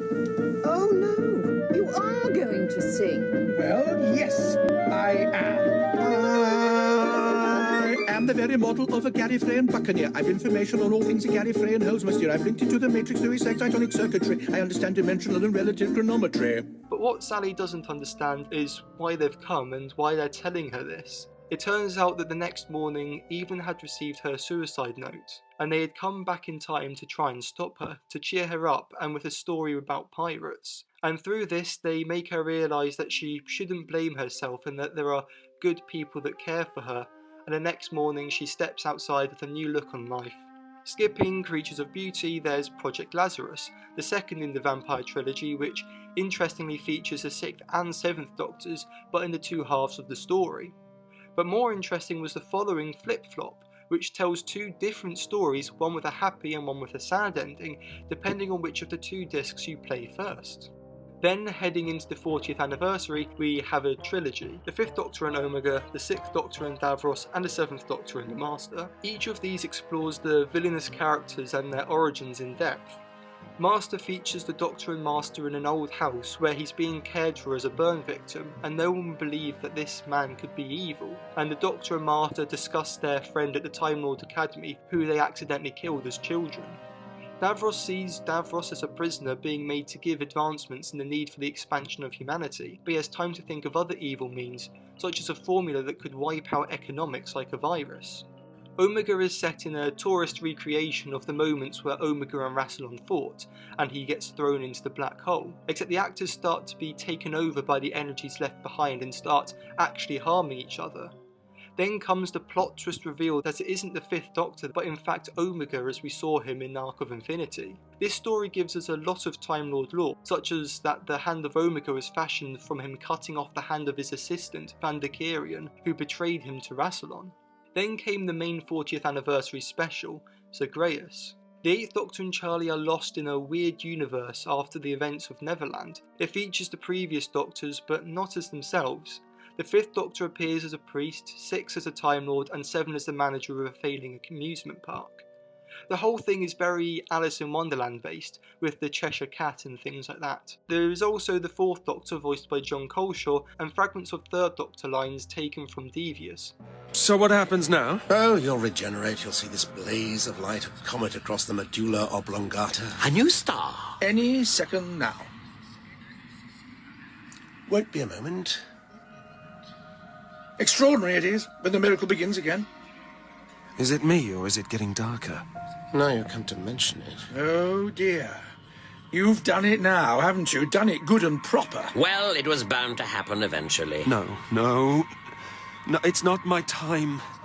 I've got too much left to do. That's what I said. I never got to Blackpool. I never saw England win the Ashes. Getting very dark now, isn't it? It turns out that the 8th Doctor has himself become the fabled Zagreus. I am Zagreus. I am Zagreus. I am Zagreus. I am Zagreus. In the end, the Doctor and Charlie escape to another universe, which, if we skip the wormery with the 6th Doctor and Iris Wildthyme, takes us into the 3rd season of 8th Doctor audios in the Divergence universe. The first is The Impeccables Sheresco by Big Finish legend Robert Sherman. The Doctor and Charlie are in a white, endless void where they cannot see, only feel and hear each other. They hold hands as they start their journey, wandering aimlessly. They walk for hours, then days, then weeks, then months. Their sensory deprivation when they're not talking, weeks can pass in what feel like minutes. They link hands for so long that by the end their hands have melded together, and it's during this that Charlie declares her love for the Doctor. I told you I loved you. Well, yes, I know, but I love you saying it over and over without the slightest idea what the words mean. Do you? What? I love you, Doctor. No, I think you're missing the point I'm making. Do you think so? I thought you were rather missing the point I was making. After they escape and find themselves in the Divergent universe, which has no time, even though there's time travel and linear progression of events. I mean, rather this is just a place where no one's heard of the concept of time rather than it not existing, but anyway. Their first story in this place is Creed of the Crommen by SEAL creator Philip Martin, which is just boring. I can't really tell you what happens because it's just dull. They meet Keras, an alien who can change his skin like a chameleon, played by Conrad Westmass. He becomes the second 8th Doctor companion, and his inclusion is odd. Charlie doesn't want him there because he third wheels her in the Doctor's relationship, and she doesn't trust him. The Doctor seems indifferent to him being there, and he's only really there because he's got nothing else to do after killing his wife to save her from a religious sacrifice. Next was The Natural History of Fear by Jim Mortimer. The Doctor, Charlie and Keres seem to have become people in this alien society with a revolution going on, and the Doctor is a cruel general, but their memories from before are bleeding through, and there seems to be this spinning top. Might it have the key to their personalities in it? In the end, it's revealed, spoilers by the way, that they are not actually the trio, but by opening the spinning top before had their personalities imprinted on them. They are in fact a species of 8-legged insect-like creatures, a great plot twist making use of the audio-only medium. Then was the final instalment of this season for a bit, The Twilight Kingdom, which saw them come across a military expedition in the jungle, and it really isn't that interesting. Through 2004 there was Axis of Insanity set in a mental asylum, Arrangements for War, in which we learn of Evelyn's heart condition. She'd later return to Vlague to marry Rossiter, however she would continue to make the odd appearance. The Harvest, where the 7th Doctor and Ace met Hex in a hospital in 2003, where people are being made into Cybermen.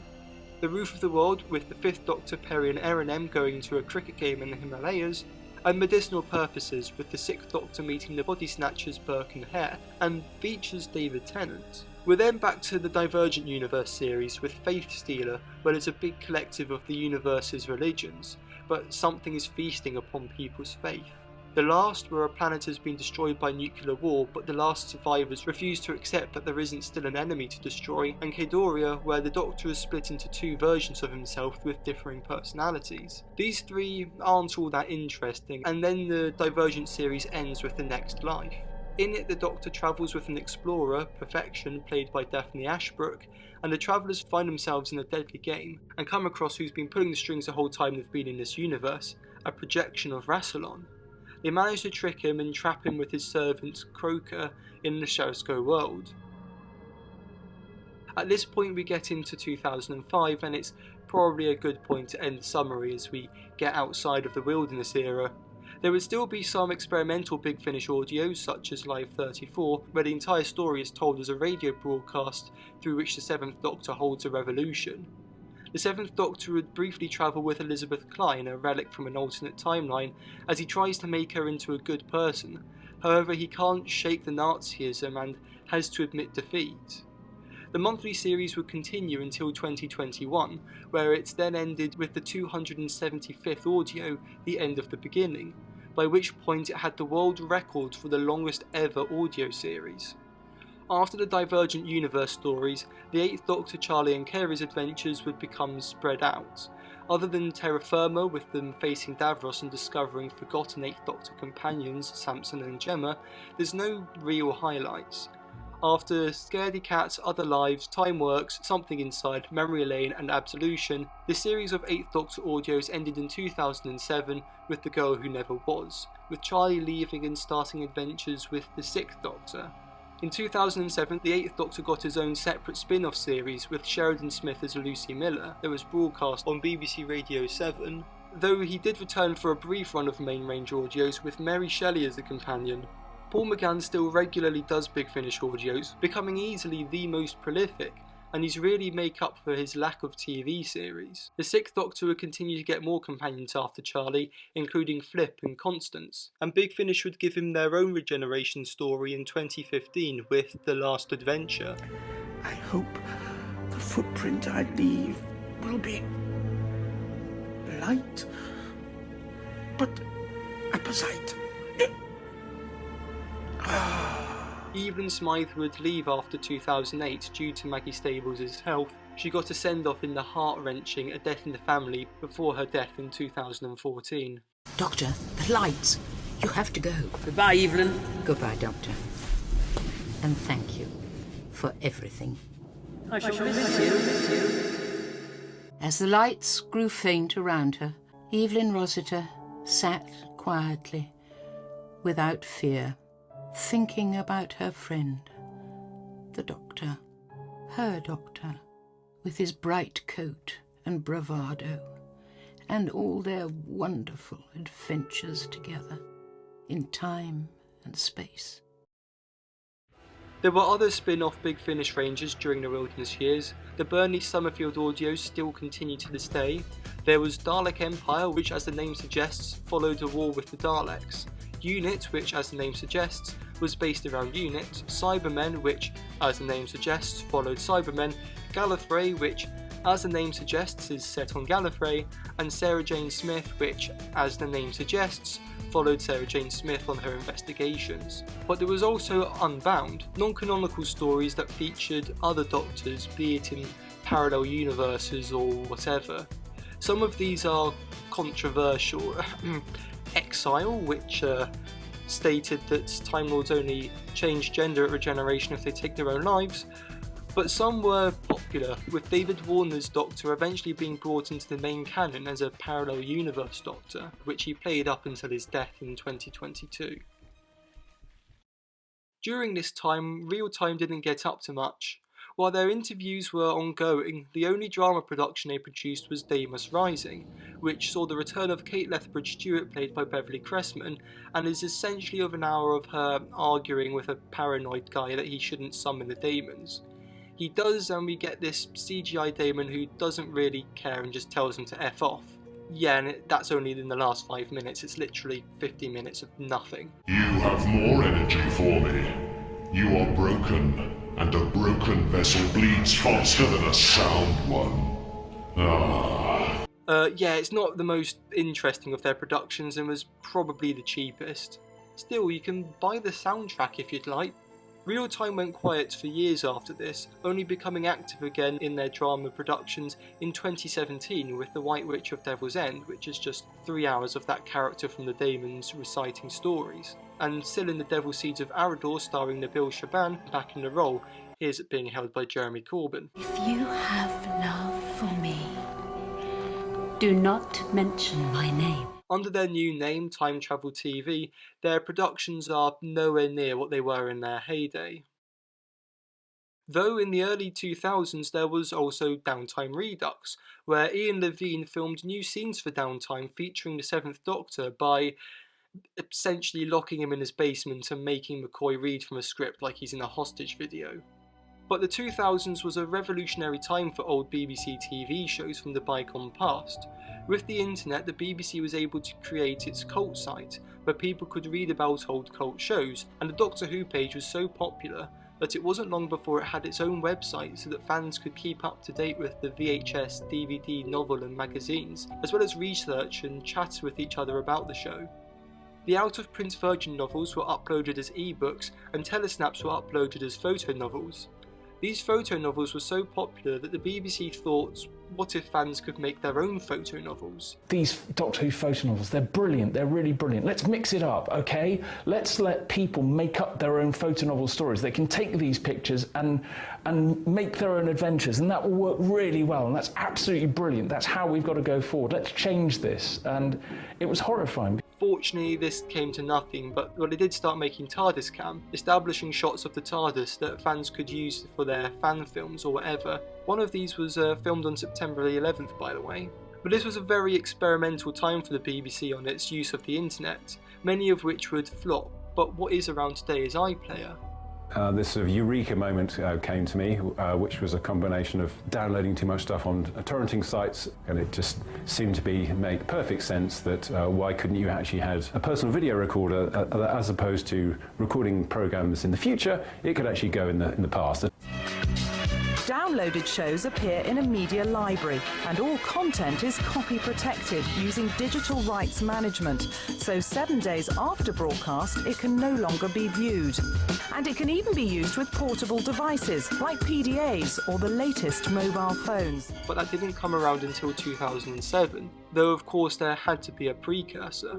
Streaming video by the internet was an unthinkable suggestion in 2001, and all there really was short clips on news sites. However, BBC figured that a very simple, pretty much slideshow animation could be run using their subtitling software. By adopting an abandoned Radio 4 project, this would lead to Death Comes to Time. The return of a classic exclusive to BBC I, Doctor Who is back with a brand new adventure starring Sylvester McCoy.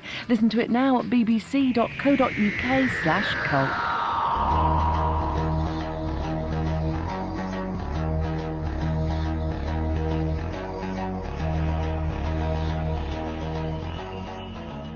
I like that Speedwell fella, but that planet wasn't anything like you described. Oh, are these the images from the telescope? Yes. I quite like them. But what are they? Black holes. What's a black... stars. Painfully simple animation, even this was a struggle for 2001 internet. The image was the size of a postage stamp, the audio was like it was underwater, and even then it kept crashing or worse, cutting off when someone picked up the phone. However, in July 2001, fans around the world sat and watched Death Comes to Time, with guest stars including Stephen Fry, Jacqueline Pierce, John Sessions and Anthony Head. This was a success and 4 more episodes followed in 2002. The story is pretty slow though, with the first 4 parts mainly being the Doctor travelling to people in the knowledge that some big cataclysmic event is going to happen, while a general called TARDIS is going around with his almighty war force and wiping out the Time Lords. Open fire on the prisoners! Scan for the Minister! Got him, General! No, they're massacring them! Come back! Stop! Make it stop! Stop them! Use your power! I can't come under cover! No, please! Meanwhile, Ace is getting Luke Skywalker Yoda treatment by someone called Casmus. When though? Why have the power if you can't use it? Tea time. Tea time? Tea time. And the punchline is? This is not a world of absolutes. It is a world of approximation. It is a moving stream. You must swim merely to keep still. There is the crux. There is no certain answer to your question. You must judge each time. This is the subtle line we walk. In the end, Tanis's war fleet is defeated by the Brigadier and Tony Blair. Mr. President, stand by. We have countermeasures. Countermeasures? What the hell kind of countermeasures? Activate countermeasures. Using the secret British Space Force that comes out of nowhere to the surprise of George Bush. Yeah, that all just comes from nowhere. As the last Time Lord, the Doctor sacrifices himself to defeat Tanis, thus ending the Time Lords, but also marking an end for the Doctor, leaving Ace as the last person with Time Lord powers. Time must be left to its own devices. It must be left to its own devices. It must! But you see, Tanis, I am one of those devices. But you'll disrupt the course of time! No! I am the course of time. I am a god of the fall. Now, die. But you'll die too! You'll die too! I've been dead before.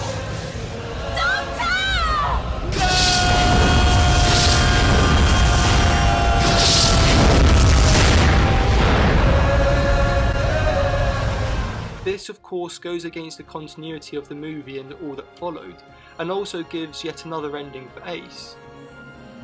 We held this power for millennia. We held this power so that, even if all of us were killed, one of us might stand here and stop an abomination like you from taking over the universe. This is what Casmus used to call tea time.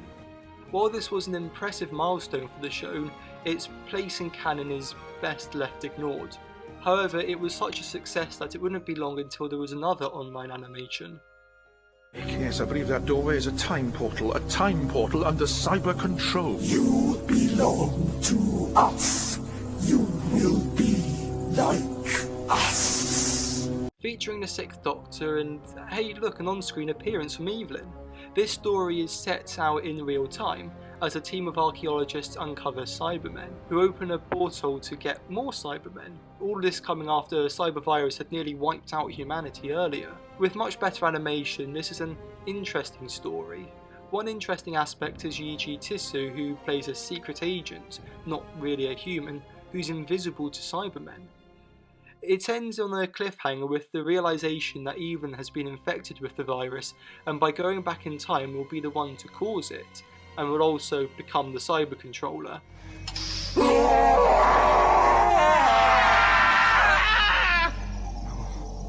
No, it can't be. Evelyn.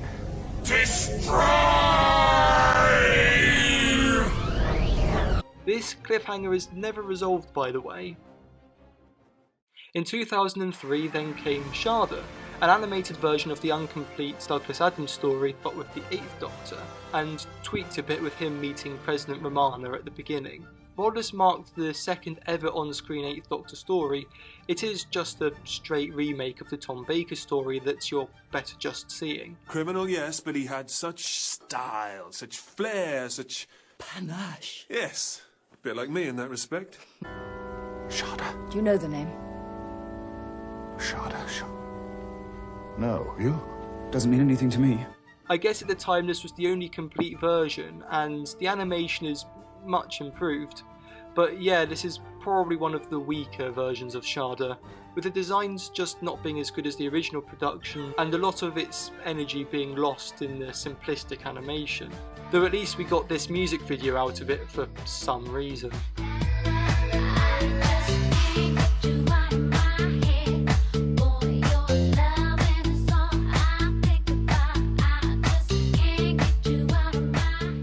With 3 made and them still proving popular, so much so that they would pave the way to the creation of iPlayer, it was only a matter of time before the idea of using these online animations to revive the show would be put forward. And in 2003, in time for the 40th anniversary, it was.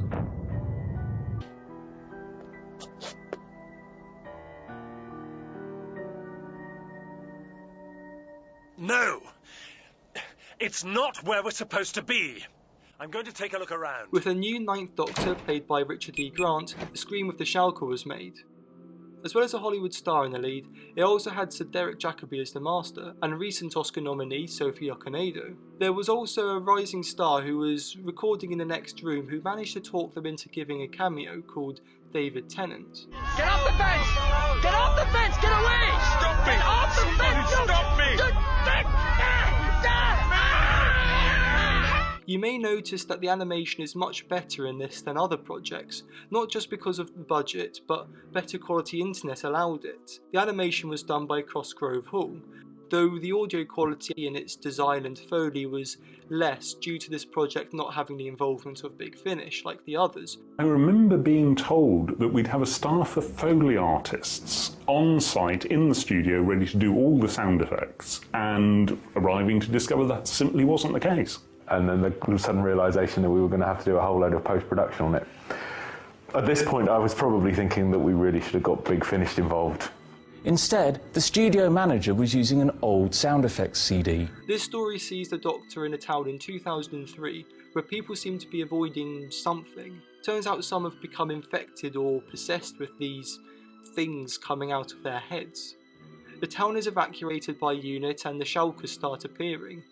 It's resolved pretty simply with the Doctor using a note-in and singing voice to annoy the Shalka, and throws their leader into a black hole that they just have. What's interesting about this story is how atmospheric it is, even with the simple animation. It's so dark and you do get the feeling of abandonment. And then there's the designs, not just of this quite bulky Doctor's costume, but of the slug-like Shalka and the grand but dark design of the TARDIS, where the Doctor has a robot version of the Master for company. Frankly, this very well could have been part of the show's main canon had it had any continuation.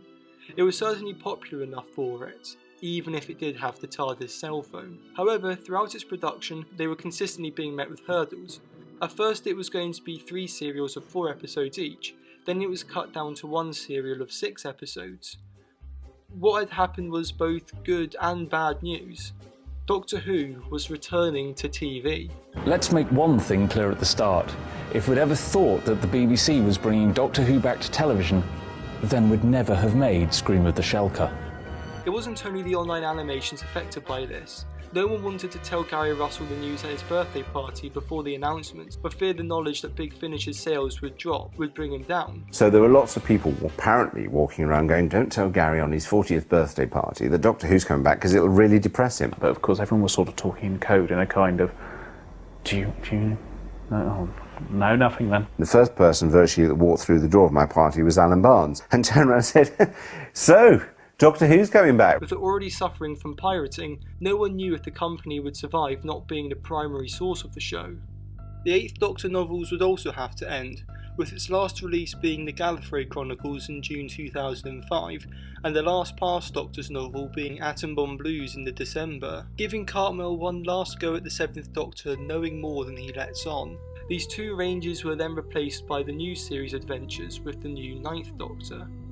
With the events of the revived show, it's difficult to see how the EDAs could fit in, and given the choice between Big Finish audios and the BBC novels, in 2013 the show made its choice which to canonise. Charlie, Carers, Lucy, Tamsin, Molly, friends, companions I've known, I salute you. Scream of the Shalka was then of course buried by this announcement only months before its release. On the Doctor Who magazine cover about Richard E. Grant being a new Doctor, you can see the last minute added sticker announcing the show's return, if you can't tell Doctor Who magazine hadn't been informed in advance. But how did this happen? Going into the 2000s, Doctor Who was being treated as a bygone thing that was an easy punching bag for comedians. They're camp, they exterminate, better watch your backs, it's the gay Daleks. It's time for another adventure with the shirt-lifting Pepperpots as they ram their way into Saturn's ring in their planet-hopping toilet, the TARDIS. I am Formosi, from the planet Fomas. Our enemies are the Argolans, who we once had a 20-minute nuclear war with. And our hobbies are assassination, betting on assassination, and also water sculpture. But in 2000, the BFI's poll of top TV shows put Doctor Who third, behind Fawlty Towers and Kathy Come Home. In fact, only days before the announcement came, a RadioTimes poll of 12,000 people found that 31% said they'd most want to see Doctor Who return to their screens. In fact, throughout the 2000s, there had been discussions made between Jane Tranter, the head of BBC Drama, and Russell T Davies, the author of Damaged Goods, who had recently come to prominence after creating the hit series Queer as Folk. Mal Young always wanted Doctor Who to come back. He was one of its greatest champions. I think I said, do you want to talk about stuff? And I said, well, let's talk about Doctor Who. And it was quite a good, concrete conversation. So I said, do you know there might be a problem with the rights with Universal? No, they went, we're the BBC, we can do anything. And then about 2 weeks later, my agent got a phone call from the BBC saying, oh, we've just discovered that the rights aren't available. So I said, if I'm going to do science fiction with the BBC, then I want to do Doctor Who. So I've got Casualty going really well on Saturday night. What else can I do to add audience at the same time as I was coming up the other track with Doctor Who?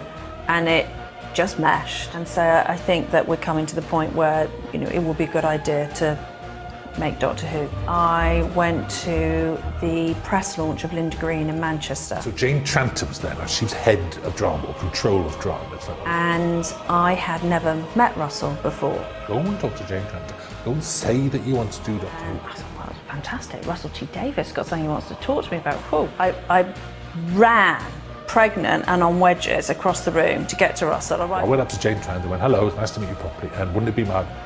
Don't you think we should do Doctor Who? And I was just looking at him thinking, Doctor Who, this is it. Doctor Who, this is it. This is it. It was literally that Linda Green press launch in the Lowry Hotel that forged the entire creation of Doctor Who. And I came back from maternity leave and we started. But about, I think, a year later, or a year and a half, that's when the phone call came. To say that people rolled their eyes was an understatement. But they won't have the money for it. And I bet it's going to be on BBC Three. I literally had this, I bet it's going to be BBC Three at 9 o'clock. And there's really no drama coming from Wales at all. Julie went for an interview to be head of BBC Wales, so she met Jane Tranter for the first time. We want you to be head of BBC Wales, and we want you to get Russell and make Doctor Who. Both. I mean, Julie Gardner is the most brilliant enthusiast in the entire world. And would love anything. They weren't exactly leaping up and down at Worldwide. It was like everything we did was the antithesis of cool. And he said, could we not do it? Were we able to stop? And I said, well, no. You love it. It's never going to be the success that you want it to be. God, it's a miracle it ever got made. And thus, on the 26th of September 2003, Doctor Who fans heard the news they had been waiting 7 years for. Doctor Who would return to their screens on BBC One in 2005. On top of the screen with the Schalke and Zagreus, the 40th anniversary was marked with an At 40 weekend on Gold, and the Weakest Link segment on Children in Need, as well as a Top Gear segment and a documentary, The Story of Doctor Who. And the DVD range was kicked up a notch with a new edit of The Curse of Fenric and this limited version of The Three Doctors. But now fans were able to celebrate with the knowledge that the show they loved would be returning, and it would be stronger than ever. While the Wilderness years are full of oddities and embarrassments and dead ends, it is the era of the show that proved Doctor Who would be immortal. Even years after it had not been on air, there were books, magazines, comics, conventions, VHSs, licensed videos, audio plays, DVDs, animations, and constant negotiations for a revival, which did happen 3 times. There are some aspects that fans will try to cover up or ignore, but it's important to recognise that the shape the show is in now was very much created by the Wilderness years. A romantic Doctor who kisses his companions and is key within a Time Lord society is the model that the show used for the revival. The darker and more manipulative Doctor of the Virgin Adventures can also be seen. He never raised his voice. That was the worst thing. The fury of the Time Lord. And let's not forget that Human Nature was straight adapted in 2007, as would the Big Finish audio Jubilee into Dalek. Big Finish of course is still around to this day and has produced over 1,000 Doctor Who audio plays, becoming the UK's biggest audio production company. And Doctor Who magazine is still in publication and still running its comics, and the number of writers who would work on the show after it came back: Russell T Davies, Stephen Moffat, Paul Cornell, Robert Shearman, Mark Gatiss, Matt Jones, Gareth Roberts, Gary Russell, Nick Briggs. All of this work was being done solely by passionate fans desperate to keep the show they loved alive, and that they did, and more. The story of the Wilderness years of Doctor Who is one full of ups and downs and bits going sideways, but in the end it allowed us to be able to enjoy Doctor Who today and tomorrow and forever, and it gave us the first non-white and openly LGBT companions. It gave us a period of creativity and experimentalism that no other franchise has ever experienced, finding its way into every possible medium in its fight for survival. People say that the key to Doctor Who's success is its ability to evolve. Well, here it is. It's because of these new ideas and talent and experiments that meant that when Doctor Who returned to TV, it would be the greatest thing ever put to our screens. Rob! I'm the last of the Time Lords. I am definitely a madman with a box. I am an idiot. Oh, brilliant. I'm the Doctor.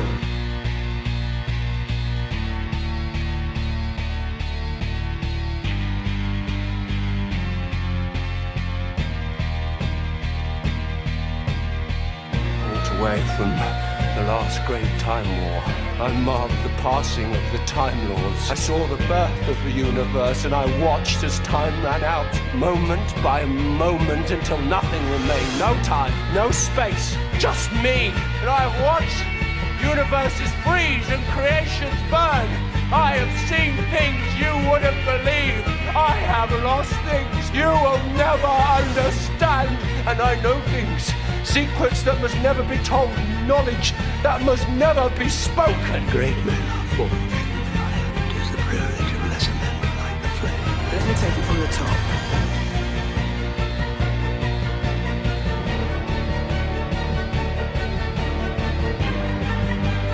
Position myself.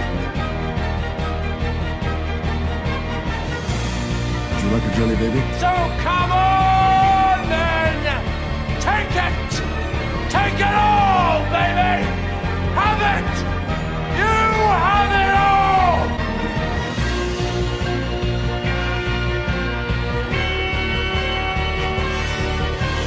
All my conspirators, darlings from Tarans and Cybermen. They're still in the nursery compared to us.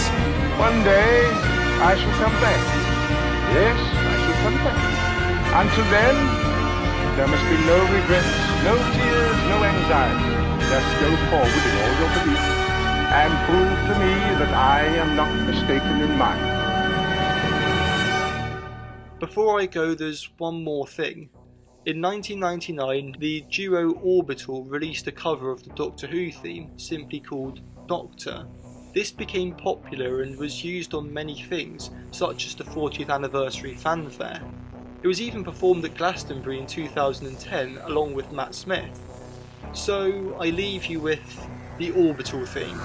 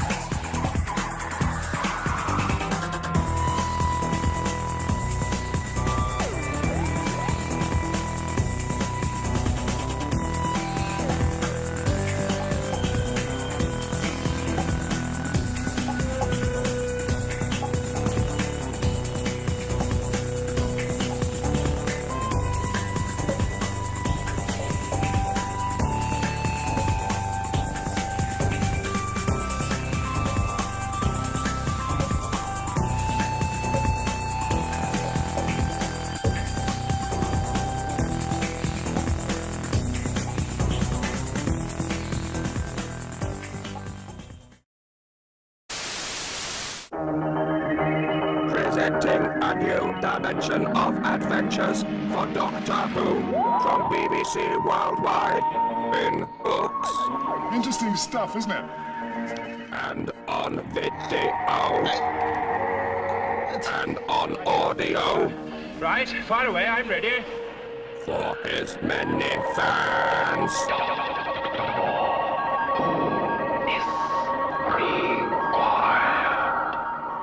A new range of books featuring doctors from the past. The first Doctor. We are wanderers in the fourth dimension of space and time. The second Doctor. I imagine you have orders to destroy me. The third. Why should I want to talk to a machine? The fourth. Is no one interested in history? The fifth. I should have realized. The sixth. This looks familiar. And the seventh Doctor. What's the time? Time for a new range of novels featuring the eighth Doctor. Encountering many foes and friends from the past. And who knows what lurks around the corner. Hello. On audio. And on video.